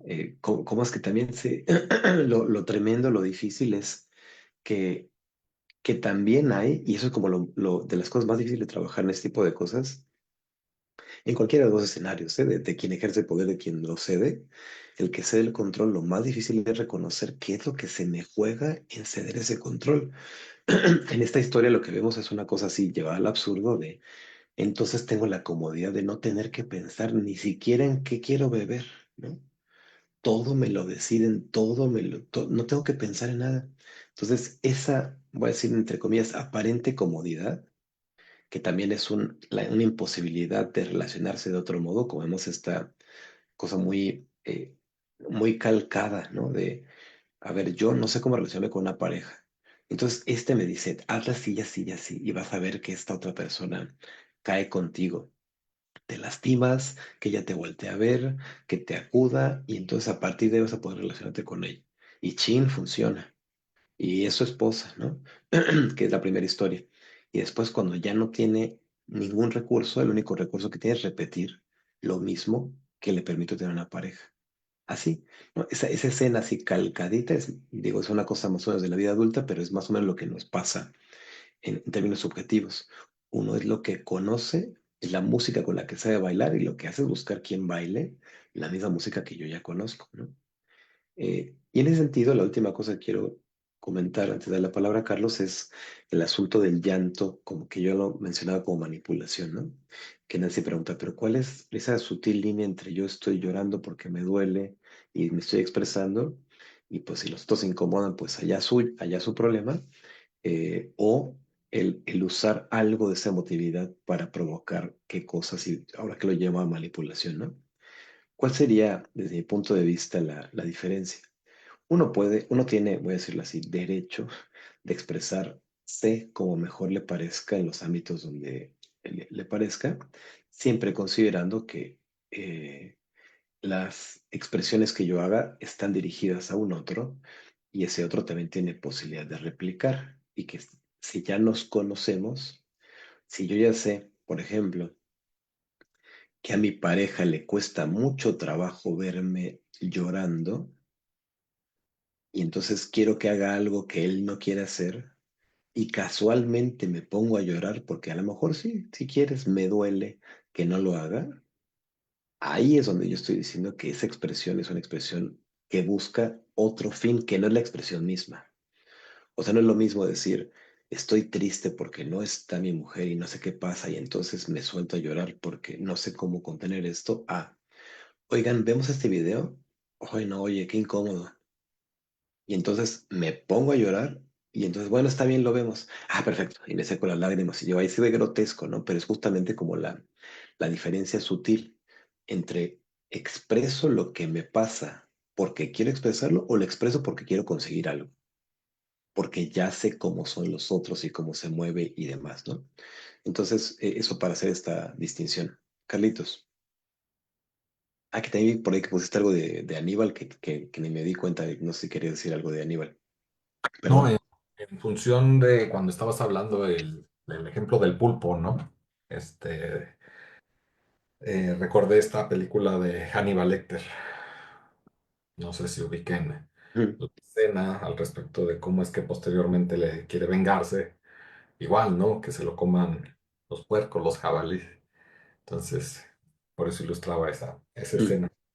Yo creo que un ejemplo muy claro para, pues creo que el 100% de los que estamos aquí, creo que sin equivocarme, pues somos terapeutas, es precisamente de todo esto que tú estás ilustrando, es precisamente el ver no solamente esta dinámica en las parejas, sino en este rol de el terapeuta, porque como bien ahorita tú lo estabas mencionando, podemos nosotros ir identificando estos comportamientos en un contexto, quizá muy personal, pero creo que todos de alguna forma, en algún grado, en alguna medida hemos vivido, hemos este, experimentado este tipo de abusos, de violencias, de relaciones de poder, cuando precisamente estamos con los pacientes, creyendo aparte que lo que yo estoy haciendo con el otro es lo mejor, como tú lo acabas de mencionar. Entonces se da una relación de poder que ni siquiera es de manera reflexiva, pero creo que lo que quiero ilustrar de todo esto es cómo precisamente pues voy a darme cuenta de esto cuando yo mismo en mi propia formación fue como así me formaron, ¿sí? Y creo que pues hasta el día de hoy me atrevo a decir que no conozco ningún centro, escuela o instituto donde se forme desde esta perspectiva. O sea, hoy constantemente, María no me dejará mentir que anda por ahí, pues se dan estas dinámicas verticales donde pues lo que tú tienes que trabajar es esto, ¿no? O es que pues como docente pues hago determinadas tipos de intervenciones para que precisamente tú te veas forzado a enfrentar estos miedos o estos temores o estos bloqueos o estas situaciones a pesar de que pues el mismo alumno no quiere, pero pues ¿para qué estás en formación, no? O sea, pues si no, ¿para qué estás aquí? Si no, pues te puedes ir, ¿no? Y se pueden empezar a dar una gran multiplicidad de abusos en esas dimensiones, en el sentido incluso de contar algo en la sesión y que esto se traslade a clases, por ejemplo. Pero ya no solamente de una forma ilustrativa, ya no es solamente una cuestión de ilustrar cierto caso, ¿no? Sino ya de forma lasciva, de evidenciar al otro frente a los demás. Pero, pero es para que tú lo trabajes, ¿no? Es para que tú lo enfrentes, es para que ya por fin lo elabores, ¿no? Entonces, de repente se dan estas mismas dinámicas donde, pues, es muy fácil llegar a plantear el hecho de, pues, ¿por qué no te cambias? ¿Por qué no te mueves? ¿Por qué no reportas? ¿Por qué no denuncias? Y creo que siempre está, y no me dejarán mentir muchas de las personas aquí, ese temor, como bien lo mencionaste, nada más que tú lo ilustrabas mucho a nivel de pareja, pues de las consecuencias, ¿no? De perder un título, de que me reprueben, de que, bueno, ahorita lo enfrento, pero ¿y si después me vuelven a poner esa persona? Entonces, son situaciones donde, pues, en algún grado, insisto, pues todos hemos atravesado un cuadro así, entonces creo que es bastante complejo y difícil posteriormente decirle a este terapeuta formado desde estos vicios que empiece a darse cuenta, ¿no? O sea, como ahorita Nancy lo mencionaba, pues si es de lo que yo conozco, ni siquiera tengo esta actitud reflexiva hasta que de repente me cacho replicándolo, ¿no? Ahora yo como docente, porque la institución me contrató, ¿no? Y ahora termino haciendo una circunstancia similar cuando yo mismo dije que no haría algo así, ¿sí? Entonces creo que ahí es en donde podemos poco a poco empezar a darnos cuenta de cómo se van dando estas mismas dinámicas, donde como bien mencionas, no es la intención aquí agarrar a alguien y convertirlo en el monstruo, sino ir dándonos cuenta cómo esta misma persona también fue formada de esta manera y cómo precisamente entonces pudiera darse esta situación de ir reflexionando sobre el cómo poder hacer algo diferente. Claro. Muchas gracias, Carlos. Sí, ahora que decías, digo, hay muchas cosas que quisiera comentar. Voy a tratar de ser breve para dar espacio siempre a, a quien quiera hacer algún comentario más. Ahora que hablabas de este gesto, ¿no? De decir, es que yo quiero hacer lo mejor para mis pacientes, ¿no? Que es este gesto que replica esta paradoja de la paternidad, ¿no? Digo que es la paradoja porque uno en algún punto de su historia se reconcilia, si le alcanza la vida y los recursos, si es afortunado y tiene suerte, eh, con la idea de que sus padres en efecto hicieron lo mejor que pensaban para sí, para uno, ¿no? Aunque la hayan cagado, como la hayan cagado, aunque no se sienta tan como se siente con su madre, con su padre, con sus cuidadores primarios, en general uno termina llegando a ese punto de decir, bueno, pues hicieron lo mejor. Y uno como padre por más cursos, formaciones y etcétera, etcétera, etcétera, uno termina descubriendo que la única cosa que puede hacer de veras es tratar de hacer lo mejor que cree para el otro cuando está a su cuidado radical, ¿no? Entonces, ¿por qué es peligroso tratar de hacer lo mejor para los pacientes como terapeutas? Porque en primera no somos los padres, ¿no? Entonces, ese gesto está bien para esa relación que desde el punto de vista más afortunado y amoroso, sabiendo que toda relación de paternidad es fallida, ¿no? Que estamos destinados a cagarla sin darnos cuenta en qué, ¿no? Y que nuestros hijos tendrán su espacio de terapia si son afortunados para hablar de cómo la cagamos, ¿no? Y que ni siquiera nos dimos cuenta en qué. Que la única cosa que nos va dando un cierto aplomo es saber que uno lo hace con la mejor intención, ¿no? Cuando uno es un papá medianamente sano, voy a decir, ¿no? Cuando hay miles de casos muy tremendos, ¿no? Entonces, no somos los papás, ¿no? Eh, y eso es lo tremendo de la paternidad y también de la psicoterapia, que es una cosa que no hay que perder de vista. ¿Por qué no hay que actuar desde lo que yo creo que es lo mejor para el otro? Porque yo no sé lo que es mejor para el otro. Nunca en ningún escenario. Yo no puedo saber que si la persona hace X o Y va a estar mejor. No puedo saberlo, ¿no? Entonces yo no puedo, de nuevo, usar esta posición desigual para manipular la terapia para que el otro se dirija a donde yo creo que es mejor que se dirija, ¿no? De nuevo, no soy su papá, ¿no? O sea, si es para decirle qué es lo mejor para sí, pues que vaya con sus papás, que escuche los consejos que odia escuchar y que no me pague, ¿no? Es lo que yo una cosa, es un ejemplo que siempre pongo, ¿no? Ya tiene ahí los papás para decirle, lo que más te conviene es esto, pues que vaya con ellos, ¿para qué viene conmigo que yo le repita qué es lo que más le conviene, ¿no? Eh, entonces, uno, ¿no? No sabemos qué es lo mejor para el otro. Dos, en cualquier escenario, esto lo voy a decir así de manera muy estridente para que se escuche, pero tiene un montón de complejidades. eh, Nosotros sí tenemos derecho a morirnos como se nos pegue la gana. O sea, si yo no me quiero salir nunca de la droga, de esta pareja, de esta relación, y por más que trabaje y que hable y no sé qué, yo quiero ir allí literalmente hasta la muerte, sí tengo derecho, sí tengo derecho. Y eso es una cosa bien tremenda de acompañar, ¿no? Eh, lo estoy diciendo así en el modo más extremo y radical para que se escuche, pero un poco para decir por qué no intervenir lo mejor, ¿no?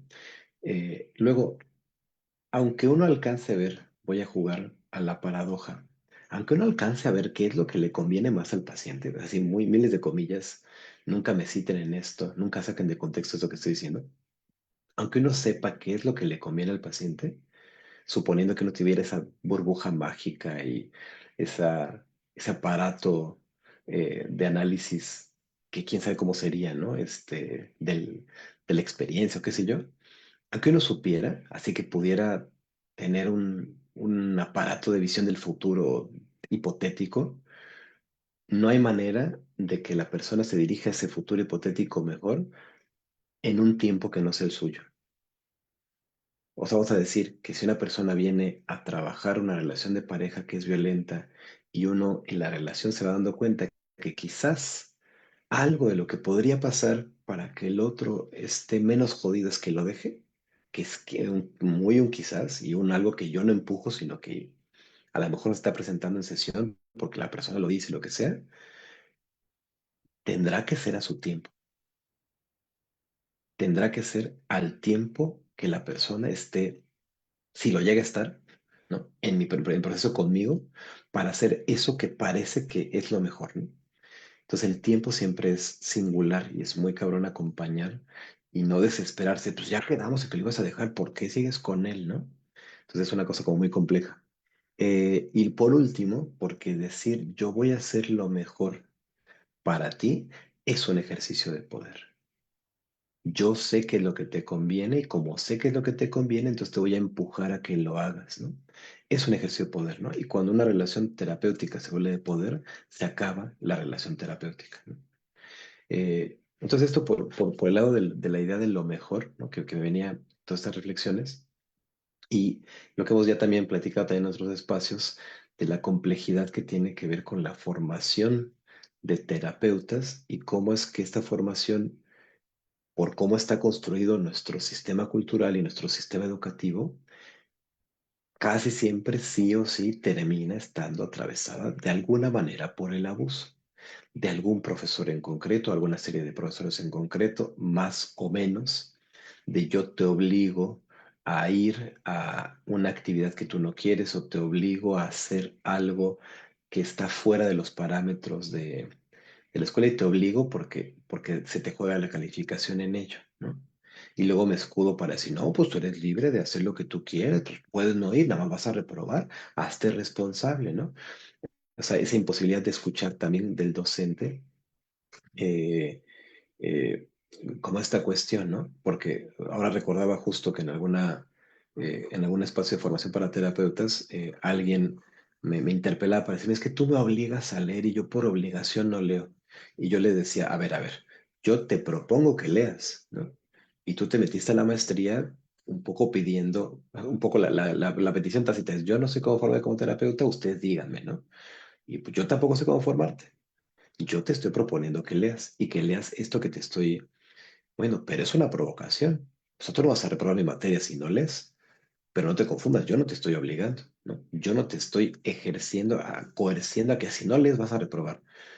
Yo te estoy diciendo, tú tienes que entregar un trabajo aquí está lo que yo estoy proponiendo leer, luego tú haz lo que quieras, pero el trabajo siempre lo vas a poder entregar y, o sea, si tengo que asignarte una calificación, pero yo no te estoy obligando a leer, ¿no?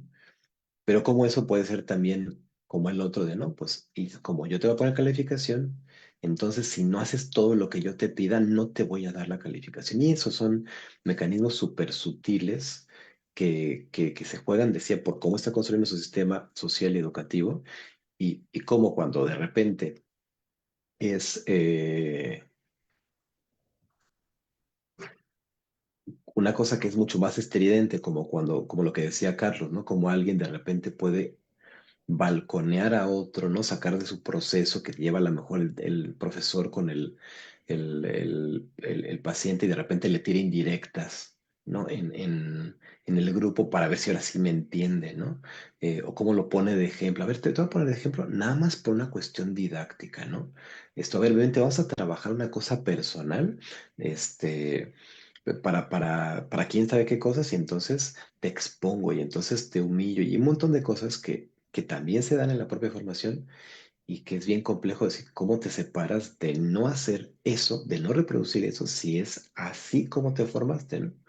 Cuando, por ejemplo, el proceso terapéutico que uno tendría que seguir obedeciendo a la propia necesidad de yo quiero hacer algo con lo que me pasa y termina atravesado por tienes que ir a un número X de sesiones con este número delimitado de terapeutas y pobre de ti si te sales con otro terapeuta porque eso no vale, porque tiene que ser un negocio redondo.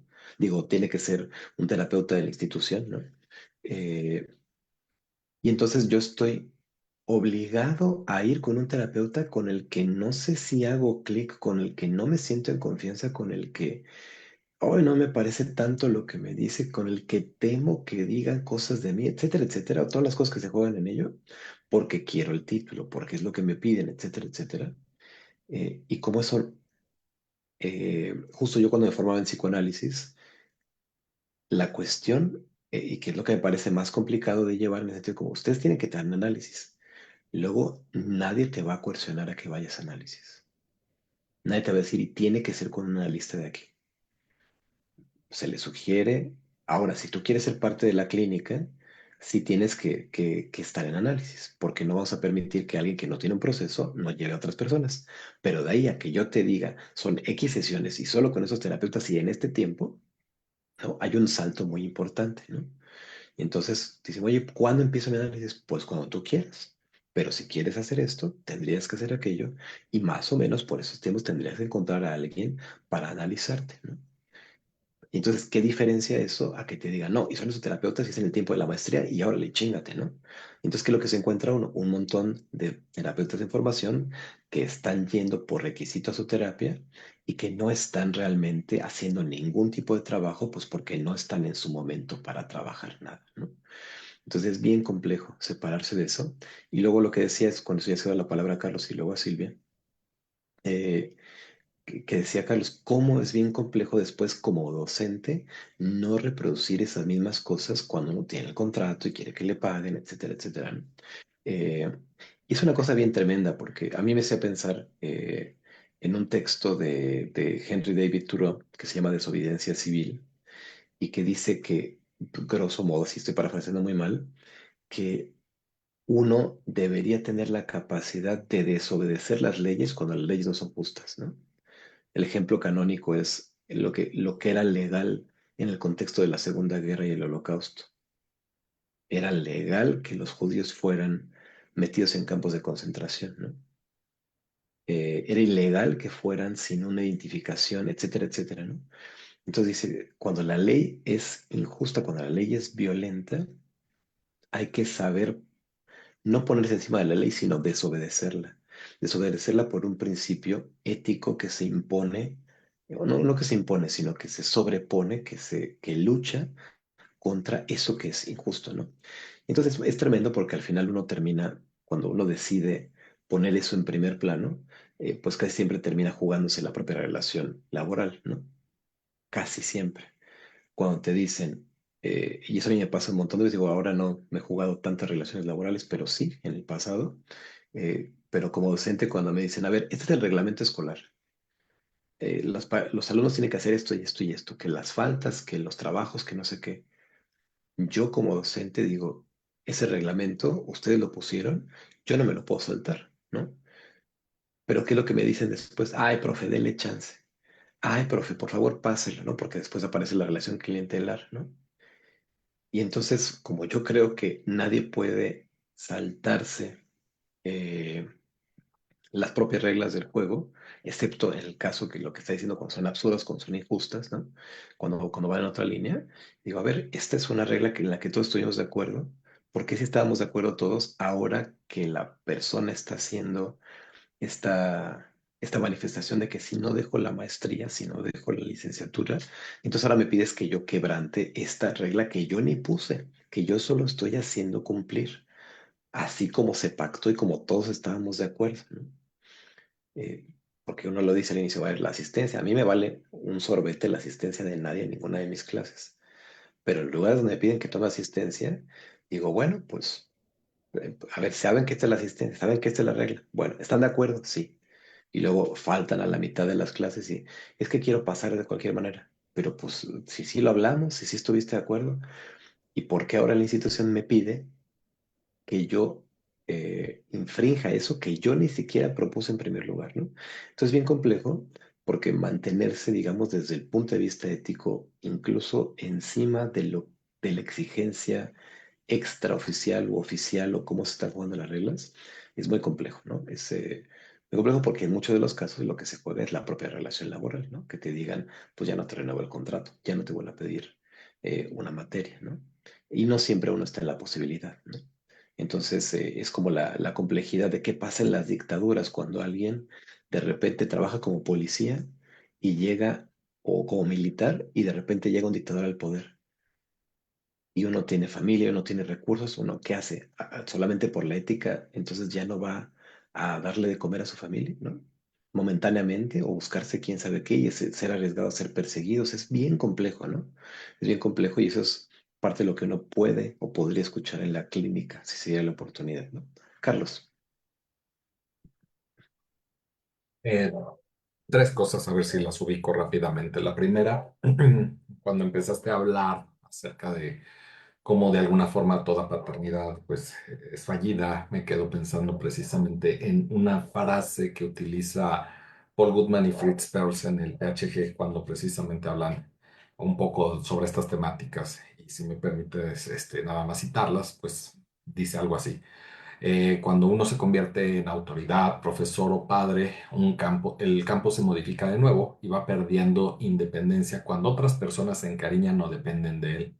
Son muy raras las personas maduras que aconsejan, guían, cuidan sin avergonzar ni dominar y que simplemente abandonen sus intereses independientes como si realmente ya no le interesaran. Entonces, creo que realmente cuando yo leo esta frase es como ir rompiendo estas posturas, ir rompiendo esta parte donde yo tendría que ir trabajando mis necesidades no resueltas, mis broncas existenciales, mis asuntos pendientes, llámenle como ustedes quieran, para ir entendiendo cómo es que el otro no tendría por qué estar cubriendo mis necesidades, mis expectativas. Y que es muy difícil renunciar a toda esa parte para que entonces simplemente pueda estar ahí de otro como es el otro, ¿no? Entonces, creo que a nivel de terapia, pues tendría que ser un poco más fácil cuando no se encuentran todos estos vínculos, afectivos. Creo que se vuelve más compleja la sesión de terapia, independientemente del enfoque, cuando ya por cercanía, ¿sí? Pues empieza a haber esos vínculos afectivos de aprecio, de cariño, de admiración, de respeto, y aún así mantenerse en esa línea de que no porque existan esos vínculos, pues yo voy a seguir haciendo algo porque tú lo necesitas, porque quiero cuidarte, porque quiero protegerte, porque no quiero que te vaya mal. Entonces creo que ahí es en donde como lo menciona esta frase, pues se vuelve bastante difícil renunciar a todas esas expectativas en ese sentido, ¿no? En ese aspecto para solo estar. Y como que esta parte de solo estar no basta, no basta. O sea, yo he escuchado 500,000 veces en contextos de clases de, bueno, ya entendí que la terapia Gestalt es tratar de entender al otro. Y luego, sí, porque pareciera que no basta el hecho de, pues, tratar de entender a alguien. Y de ahí doy el giro precisamente a esta otra parte, porque Laura Pearls hace un comentario, el segundo punto que iba a tocar, al respecto de que pues toda terapia siempre es un proceso subversivo, porque pues de alguna manera es romper pues contra mis ideas de lo que me enseñaron, sobre las ideas que yo tengo sobre mí mismo, sobre las ideas de lo que es ser padre o ser docente, de lo que es ser pareja, de lo que es matrimonio, de lo que debe ser la sociedad, Dios, X, ¿no?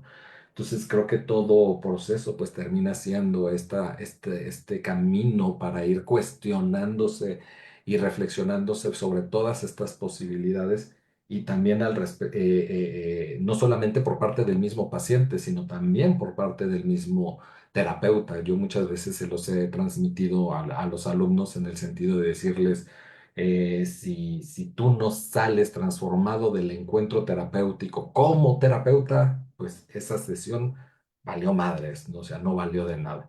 Sé que estoy siendo un poco extremista con la frase, sin embargo, bueno, es como para tratar de dar a comprender mi idea, mi postura, y de ahí llego precisamente al tercer punto en ese sentido, ¿no? De ir dándonos cuenta cómo va siendo un proceso transformador de soltar expectativas, de estar precisamente acompañando a ese otro, de precisamente ir entonces nada más estando tratando de comprenderlo, se vuelve todo un reto, se vuelve todo un desafío, se vuelve pues precisamente algo muy, muy complejo, porque si esto lo llevamos a otros escenarios, por ejemplo, relaciones de pareja, pues empieza a ver como una situación de una demanda, ¿no? De yo espero de ti esto, yo espero de ti el otro, y hasta donde es muy fácil pues romper esas líneas.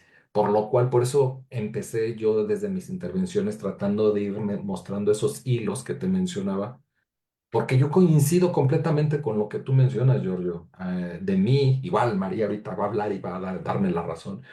Los alumnos se quejan porque pues es que es muy estricto, porque es inflexible, porque pide demasiado. Pero yo no pido más de lo que el reglamento institucional está poniendo ahí. Y como yo coincido igual en esa misma postura, se me hace un reglamento estúpido, absurdo y sin sentido, pero pues es lo que está ahí, ¿sí? Y cuando lo aplico, ahí vienen los coordinadores a decir, híjole, pero vamos a ver cómo le hacemos, ¿no? Porque pues sí se puede, ¿no? ¿Cómo le echamos la mano? Entonces, ¿para qué sigue habiendo ese reglamento? ¿Para qué siguen actualizándolo antes de? ¿Para qué siguen queriendo fingir que todo está bien regulado cuando pues ya a la mera hora todo se va a doblegar para darle gusto al cliente y no perder su dinero, ¿no? Entonces, ¿cómo a la hora de que también yo me permito jugar estos roles de manera, perdón, pero pues sí, inflexibles, porque pues simplemente me vuelvo este representante de lo que firmé y que me están exigiendo y demandando, pues porque es parte también de mi chamba, hay consecuencias muy cabronas en donde pues es que es inflexible, es que no, no permite, es que no se puede uno acercar, es que pues está muy cabrón, ¿no? En todo ese sentido. Y como te lo mencionaba, como en la subjetividad de cada persona, que también tiene su propia historia, sí, es que es un abuso que usted me deje leer. Ah, bueno, que sí, claro, por supuesto que sí.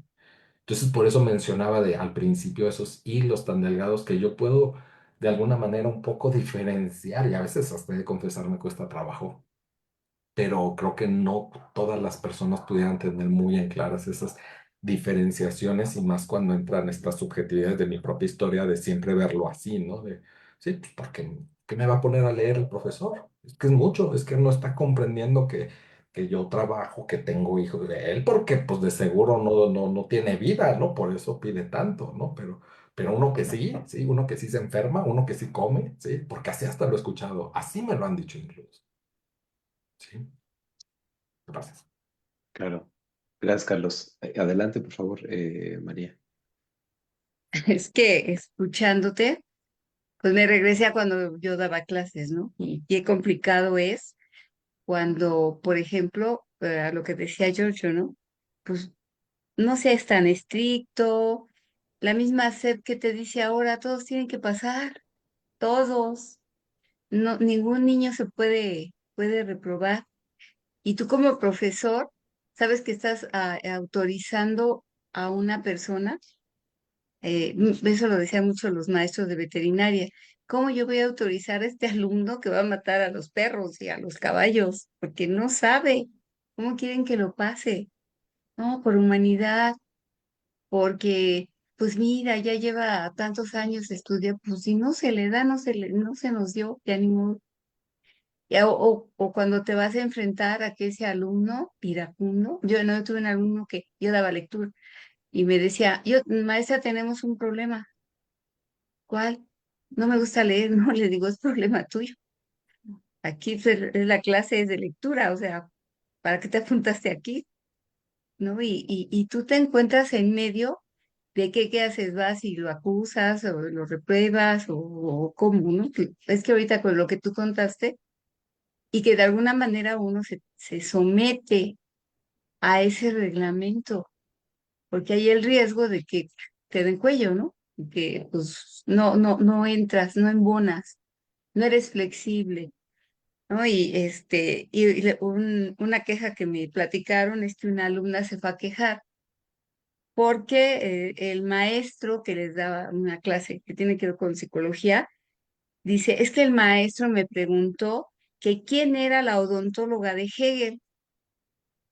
Y pues le mandaron llamar al maestro, ¿no? Y decir, oiga, pero ¿cómo se pregunta eso? ¿Cómo va a saber la alumna? No, yo le pregunté qué es la deontología para Hegel. No es lo que entendió. O sea, entonces te enfrentas a, pues, se me hizo hasta comentar esto, que puede sonar absurdo, pero los alumnos así te van a acusar. Y por ejemplo, un maestro pues como Carlos, que ha sido mi maestro, yo ya sabía que él es exigente y yo sabía que no se puede decir el maestro barco, ¿no? No, no, él espera que tú tengas el mismo compromiso, yo así lo veo a él, que él tiene. Yo creo que eso es lo que muchos maestros esperamos, que el alumno te corresponda. Y cuando no eres así, no es así, aparte de que si entra cierta frustración, también te sientes en medio de que qué haces.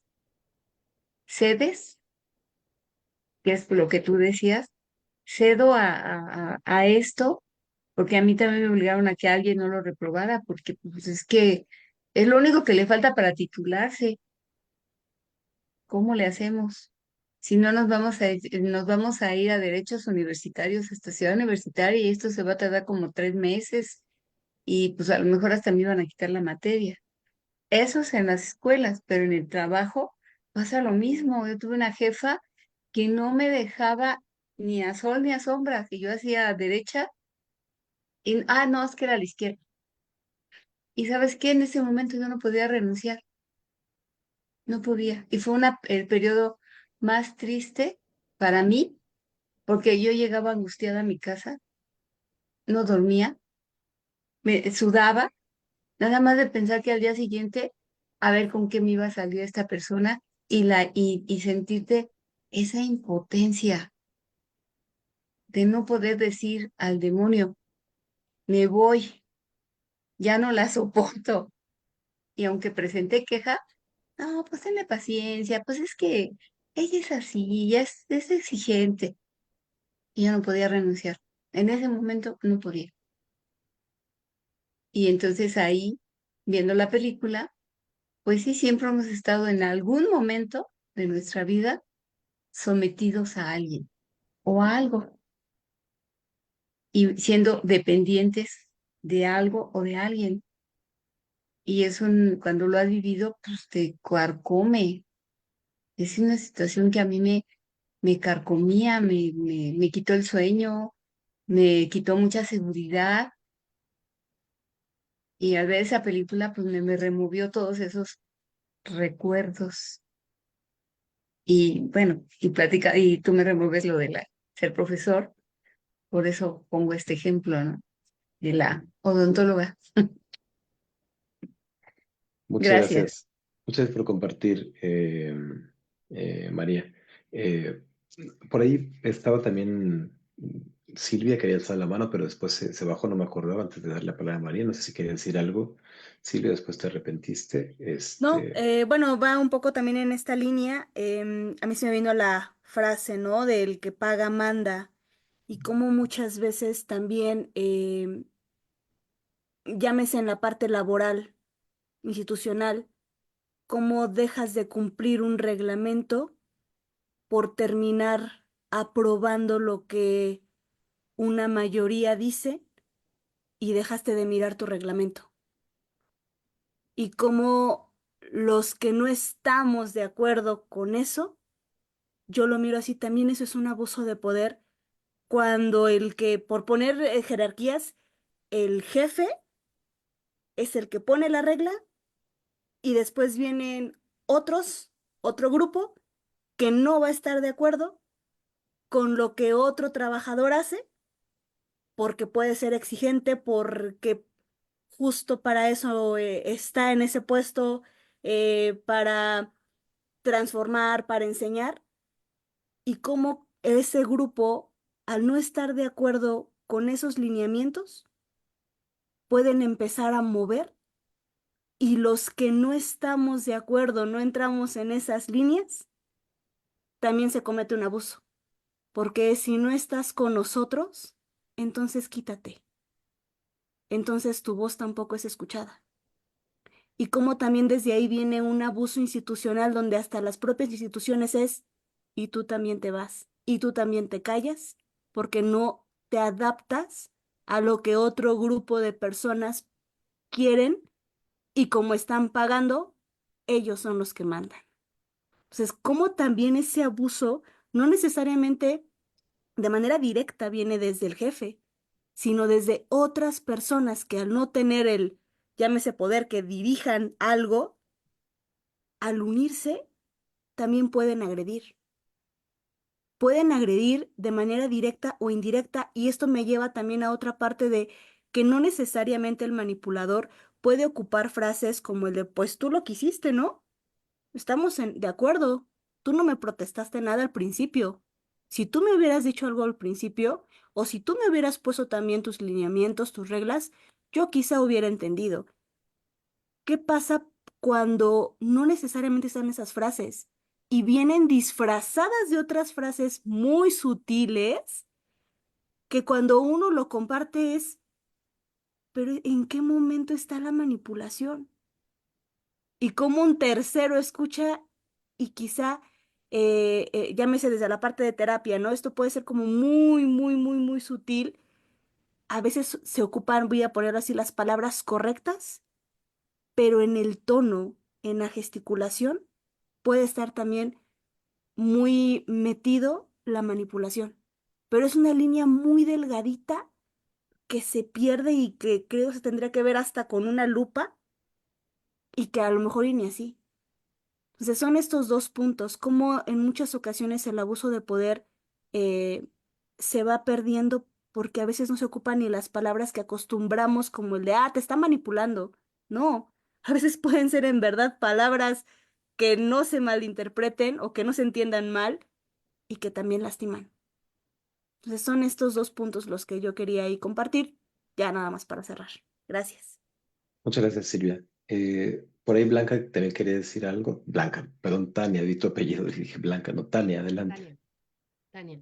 Sí, a Perdóname. mí me pasó algo muy particular, no cuando vi la película, sino cuando los voy escuchando a ustedes, como recordar esto que decía María, fueron como recuerdos en mi historia personal y también en una asociación que se dedica a ayudar justo a mujeres que viven violencia, ¿no? Pero cuando escuchaba a María, también pensaba en que cuando estás ahí, no aparecen posibilidades. A lo mejor otras personas lo pueden ver, pero en ti no aparecen esas posibilidades, ¿no? Como de renunciar o como de moverte del lugar donde estás. Pero cuando escuchaba esto de, es que cómo se siente estar ahí, pensaba justo en el trabajo terapéutico, ¿no? Donde me acerco, cómo se siente y cómo lo estás viviendo tú. Pareciera que ahí a lo mejor podría aparecer una posibilidad, no lo sé, ¿no? Pero esa característica sí la noto, ¿no? Donde cuando estás ahí, en ese momento, pareciera que las posibilidades no aparecen. Y retomo esto que decías, ¿no? La posibilidad de relacionarme diferente no aparece, pero no solo no aparece la posibilidad de relacionarme diferente con eso y con esa persona, sino ninguna, ¿no? Ninguna posibilidad es como si el mundo se volviera chiquito, ¿no? Y así lo recuerdo haberlo vivido yo también, ¿no? En mi historia personal. Y eso era lo que quería compartir, ¿no? Que mientras vamos trastocando lo que nos va pasando también, pareciera que ahí sí pueden aparecer otras posibilidades, ¿no? Eso es lo que quería compartir. Muchas gracias, Tania. Y muchas gracias a todas por todas sus participaciones, eh, a Silvia, María, a Nancy que estuvieron participando hoy. Quiero hacer un par de comentarios de lo que se ha dicho últimamente desde Carlos hasta Silvia, María y Tania muy brevemente para ir cerrando. Un poco regresándome al tema de la docencia y el reglamento, pensaba, ahora que compartía, habría mil cosas que debatir, probablemente debatiremos en otro espacio, en otro momento, algo concretamente sobre la docencia, porque es un tema eh, eh, que daría para todo un espacio de discusión. Pero pensaba en cómo es que es bien diferente la posición del docente en un contexto como la secundaria, la primaria, la prepa, donde el reglamento institucional, ni siquiera institucional, sino a nivel gobierno, y todos los mecanismos hacen que sea obligatorio que los alumnos pasen y que se saquen a la fregada en el tiempo reglamentario, que no reprueben, etcétera, etcétera, etcétera. Cómo eso se impone a cualquier reglamento que se pueda poner dentro de una escuela y cómo ese contexto cambia radicalmente a un contexto universitario, en una escuela, una educación privada, por ejemplo, o en otro tipo de situaciones donde el reglamento opera de otra manera. ¿Por qué lo digo? Porque la peor cosa que le puede pasar a una regla en cualquier lugar es que sea una regla que no se cumpla. Eso es lo peor que le puede pasar a una regla. Entonces yo digo, todo aquel que no entregue el trabajo antes del 8 va a reprobar y después yo me salto esa regla porque me lo pidió el coordinador, porque lo que sea, la regla no tiene ningún sentido, ¿no? Y parte de lo que sí tiene utilidad las reglas es que dan estructura, pero cuando las reglas son locas, o sea, cuando las reglas son a veces sí, a veces no, al contentillo, si hago la chillona, entonces ya me salto la regla, entonces no tiene ninguna función, ¿no? Entonces, ahí donde creo que es muy valioso que un docente se mantenga en, a ver, esos son los acuerdos, no todos quedamos, estamos en esa sintonía y, y pues perdón, pero eso es lo que quedamos y si alguien tiene que reprobar, pues es parte de la función del docente, ¿no? No es que yo te repruebo, es que tuvimos una serie de acuerdos, tú no los cumpliste, nunca dijiste nada para lo contrario y pues esta es la consecuencia. Y yo no te estoy reprobando, estás teniendo una consecuencia a partir de algo que establecimos todos en un mismo acuerdo, ¿no? Recuerdo siempre la cosa está de la asistencia. La asistencia es con la cámara prendida, todos de acuerdo, sí. Si tiene cualquier problema me lo pueden decir, sí. Alguien no se conecta, acuérdense o se conecta con la cámara apagada, acuérdense que es con la cámara prendida. No contesta o prende la cámara o no sé qué. Nunca dice ninguna cosa, al final reprueba. No, profe, de otra oportunidad, siempre estuvo ahí, se lo juro. Otros alumnos incluso. Pero es que nunca dijo nada. O sea, si tenía problemas de conexión, si tenía cualquier cosa, siempre tuvo mi correo, tuvo las clases. ¿Por qué nunca dijo nada? No, es que dele una oportunidad, profe. No hay ninguna oportunidad que hacer. Pues que sí la di, la di un montón de veces, ¿no? Entonces, como eso es bien diferente, ¿no? Aunque incluso la experiencia del alumno sea como de, este maldito profesor se ensañó conmigo y me reprobó y todo esto, y como siempre se termina reproduciendo esta idea de, justo porque vivimos en una cultura de la autoridad loca, de que solamente porque yo lo digo cuando estoy de buenas o cuando estoy de malas o no sé qué. Y yo creo que el papel de docente es valioso también para romper con esa inercia, ¿no? Aunque no lo entendamos, aunque yo responda, ay, no, es que el profesor no quiso, porque ya sé que si hubiera querido hubiera pasado. Sí, porque estamos acostumbrados, pero también está bien dar un balance, ¿no? A eso creo. Pero como eso es bien diferente al contexto, donde si yo le digo al alumno, si tú haces esto vas a reprobar, y no es cierto, porque una institución superior a mí me lo va a prohibir. Entonces es inútil que yo como docente quiera poner reglas que ya sé que no se van a cumplir porque no van a tener ninguna función y lo único que voy a enseñar es que mi palabra dentro del reglamento institucional no vale nada. Y entonces, claro, vamos a tener niños que salen de la prepa que están acostumbrados a que pase lo que pase, siempre van a poder pasar. Y eso es lo que van a querer de la universidad. Y eso es lo que van a exigir como clientes en universidades privadas. En fin, es un tema muy complejo, ¿no?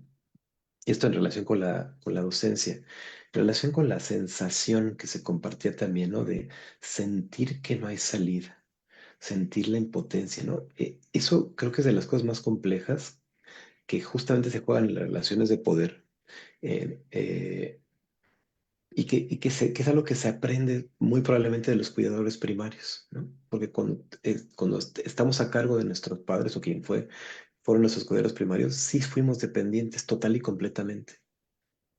Y cómo aprendimos que siendo dependientes podemos ser tratados o maltratados, está inscrito en nuestra historia y hace que uno reproduzca ciertos patrones de comportamiento. Entonces, si uno crece pensando que no merece ser tratado de un buen modo, claro que no tiene un horizonte de posibilidades, como salió un poco con lo que decía Tania, ¿no? O sea, esa experiencia de no siento que tengo otra posibilidad es lo más tremendo de cualquier relación de poder. Y como terapeutas, algo que tenemos que tener muy claro es que cuando el otro dice, es que no me puedo mover de ahí, aunque no lo diga literalmente, ¿no? Cuando aparece sensación, uno no tiene que abrirle los ojos y decirle, mira, pero si tienes también ganas, Sutano, hazme caso a mí, que soy tu terapeuta, ¿por qué le haces caso a los demás tontos que te dicen? Y yo que te conozco, no me haces caso, ¿no? No, se trata de entender que si está manifestando que no siente posibilidades porque genuinamente, subjetivamente, no ve ninguna posibilidad. Y acompañarlo no es abrirle los ojos a que vea lo que yo veo de ella, es acompañarlo a que encuentre, si lo logra, otras maneras de relacionarse, si es lo que está trabajando conmigo, ¿no? Entonces es bien complejo, ¿no? Como decía Silvia, es un trabajo que se tiene que hacer con lupa, ¿no? Me atrevo a decir con microscopio, que es de demasiado cuidado y que es muy complejo de hacer.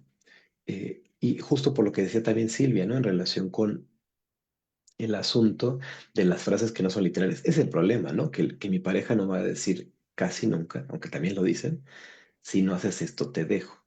Si no accedes a aquello, entonces te voy a dejar de amar. Es lo que pasa en los actos, es lo que pasa en la relación, la sensación que se tiene y lo que no se puede apalabrar, ¿no? Es justamente eso, que en tanto que no está el mensaje literal y hay una sensación que no se entiende, que es difícil llegar a decir, es que lo que me pasa, doctora, fíjese que tengo una relación de poder donde él o ella me dice estas cosas para controlarme y yo no sé cómo se dice controlar. Ay, si fuera así de claro y lúcido, a lo mejor hasta me salgo yo mismo sin ir a terapia, ¿no? El problema es que no se tiene esa lucidez, ¿no? No se tiene esa sensación. Lo que se tiene es, yo amo a esta persona y no sé por qué me siento tan mal con ella. Ni siquiera alcanzo a decir reflexivamente es que yo quiero cambiarlo. Solamente está la experiencia de estar ahí, tener un recuerdo cómo fue la relación antes, cómo podría ser, cómo imagino que sería, de lo que yo me enamoré, etcétera, etcétera, y querérmelo jugar en, bueno, si cedo en esto, si doy otro tentáculo, si hago esto, ahora sí las cosas van a estar bien, ¿no? Entonces, claro, es muy complejo y siempre recordar, ya para terminar, que eh, ahora que decía Silvia esta cosa de cómo el manipulador, ¿no? Siempre hay que tener, o yo trato de tener cuidado en cómo nombramos las cosas y a las personas que ejecutan ciertas cosas, porque decir que uno es el manipulador es como si fuera una cosa de 24/7 todo el tiempo y siempre uno para el otro lado, ¿no? La manipulación se ejerce, pero eso no me vuelve manipulador, porque yo no manipulo a todo el mundo, ¿no? Yo ejerzo la manipulación con ciertas personas que se relacionan conmigo, también probablemente porque ese es el patrón de relación que yo aprendí con el que se relacionan, porque en algún punto yo también fui sometido a ese control. Entonces, nunca hay que perder de vista que voy a decir estas figuras siempre entre comillas, ¿no? Pero las voy a decir coloquialmente, pero es lo que creo que hay que tener cuidado. El manipulador, entre comillas, el violento, el maltratador, el golpeador, etcétera. Todas estas figuras fueron a su vez manipuladas, maltratadas, golpeadas, violentadas, ¿no? Y que paradójicamente, aunque no se entienda esto a veces muy bien, al relacionarse así con la otra persona, sí están queriéndola amar. Eso es lo complejo y lo cabrón, ¿no? O sea que uno dice, oye, pero es que si le pega entonces no la ama. No, ese es su forma de amar. Y eso es lo tremendo, de entender que es la forma, aunque le duela también al otro, aunque no sepa cómo hacer de otra manera, sí es la forma que aprendió a amar y es lo único que tiene que ofrecer en ese momento, ¿no? No es que no se pueda cambiar, es que es muy complejo, ¿no? Entonces, bueno, pues ahí, como siempre, nos quedamos picados ahí en el diálogo, podremos seguir conversando, pero bueno, esto todo tiene sus límites y tiene que terminar. Y justo pensando en que, en lo que decíamos hoy, ¿no? De cómo es compleja también la propia formación para terapeutas, y yo pensaba ahora mismo, cómo es que siempre en la formación para terapeutas están esas cosas institucionales de requisito que a veces no atraviesan como los tiempos subjetivos ni las necesidades subjetivas de las personas, como el ir a terapia, ¿no? O, y esto en casi ninguna institución lo he visto, salvo en espacios de formación que casi nunca están ligados a las maestrías, sino a otro tipo de formación no institucional, el espacio de supervisión en muy pocos lugares hay como esa práctica supervisada como un requisito, ¿no? Pero cuando lo hay se vuelve un requisito y entonces parece como si fuera, o sea, como yo quiero ser terapeuta y lo que quiero es a lo mejor tener pacientes y vivir de eso, voy poniendo mis palomitas, ¿no? Terapia, ya la hice, lo que me pidió la institución. Supervisión, las horas que me pidió, ya, ya las cumplí. Ya hice mi maestría, ya puedo ejercer y ya nunca más voy a terapia y nunca más voy a supervisión porque nunca lo hice desde mi propia necesidad, desde mi propia lógica, ¿no? Entonces de repente ya estoy dando psicoterapia, ya estoy frente a pacientes, eh, etcétera, etcétera. Y yo me estoy cuestionando todo el tiempo cuando escucho a mis pacientes, ¿qué demonios estoy haciendo? ¿Cómo le hago para acompañarlos? Y mientras lo escucho y me lo estoy preguntando, estoy lleno de angustia, pero no hago nada con ello, porque yo aprendí que ya cumplí con los requisitos y entonces, pues ya, ¿no?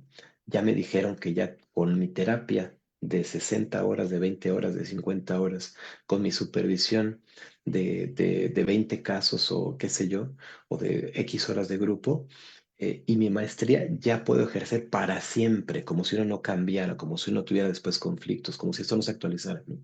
Entonces, siempre pensando en ello y pensando que ese es un espacio de la clínica del sufrimiento Gestaltum, yo siempre hago la invitación de que quien estuviera buscando un espacio y demás, en relación con el trabajo propio, las cosas que se mueven, los momentos y los tiempos lógicos, que pues está ese espacio a disposición. Voy a compartir acá la pantalla, pero ahora que justo comentaba Carlos que todos en este espacio somos terapeutas, también me parece importante situar que también es posible, deseable, atravesar la propia escucha que uno tiene de otros por la escucha de uno mismo en situación con los otros en su propio espacio, ¿no? Porque justo es tan complejo, es tan hay que verlo con lupa, tan complicado no pasarle encima al otro porque yo sé lo que es mejor para el otro, que conviene, no siempre, no todo el tiempo quizás, pero sí al menos de cada tanto, volver a un espacio para mí, para que yo hable de lo que me pasa en relación con mis pacientes.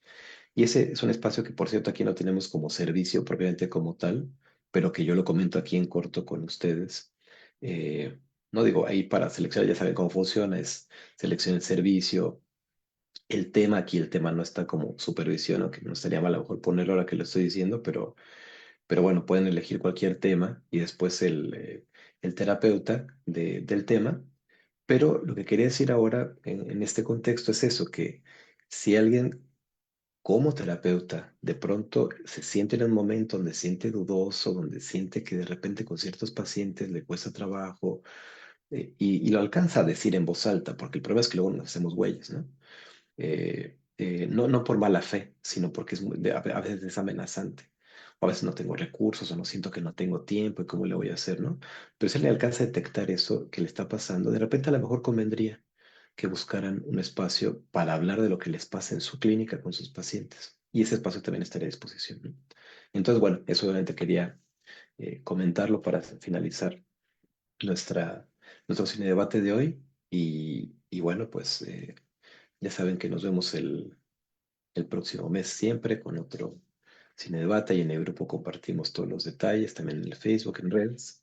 Y pues por mi parte, hoy eso es todo, siempre agradeciendo su atención, su participación, su escucha,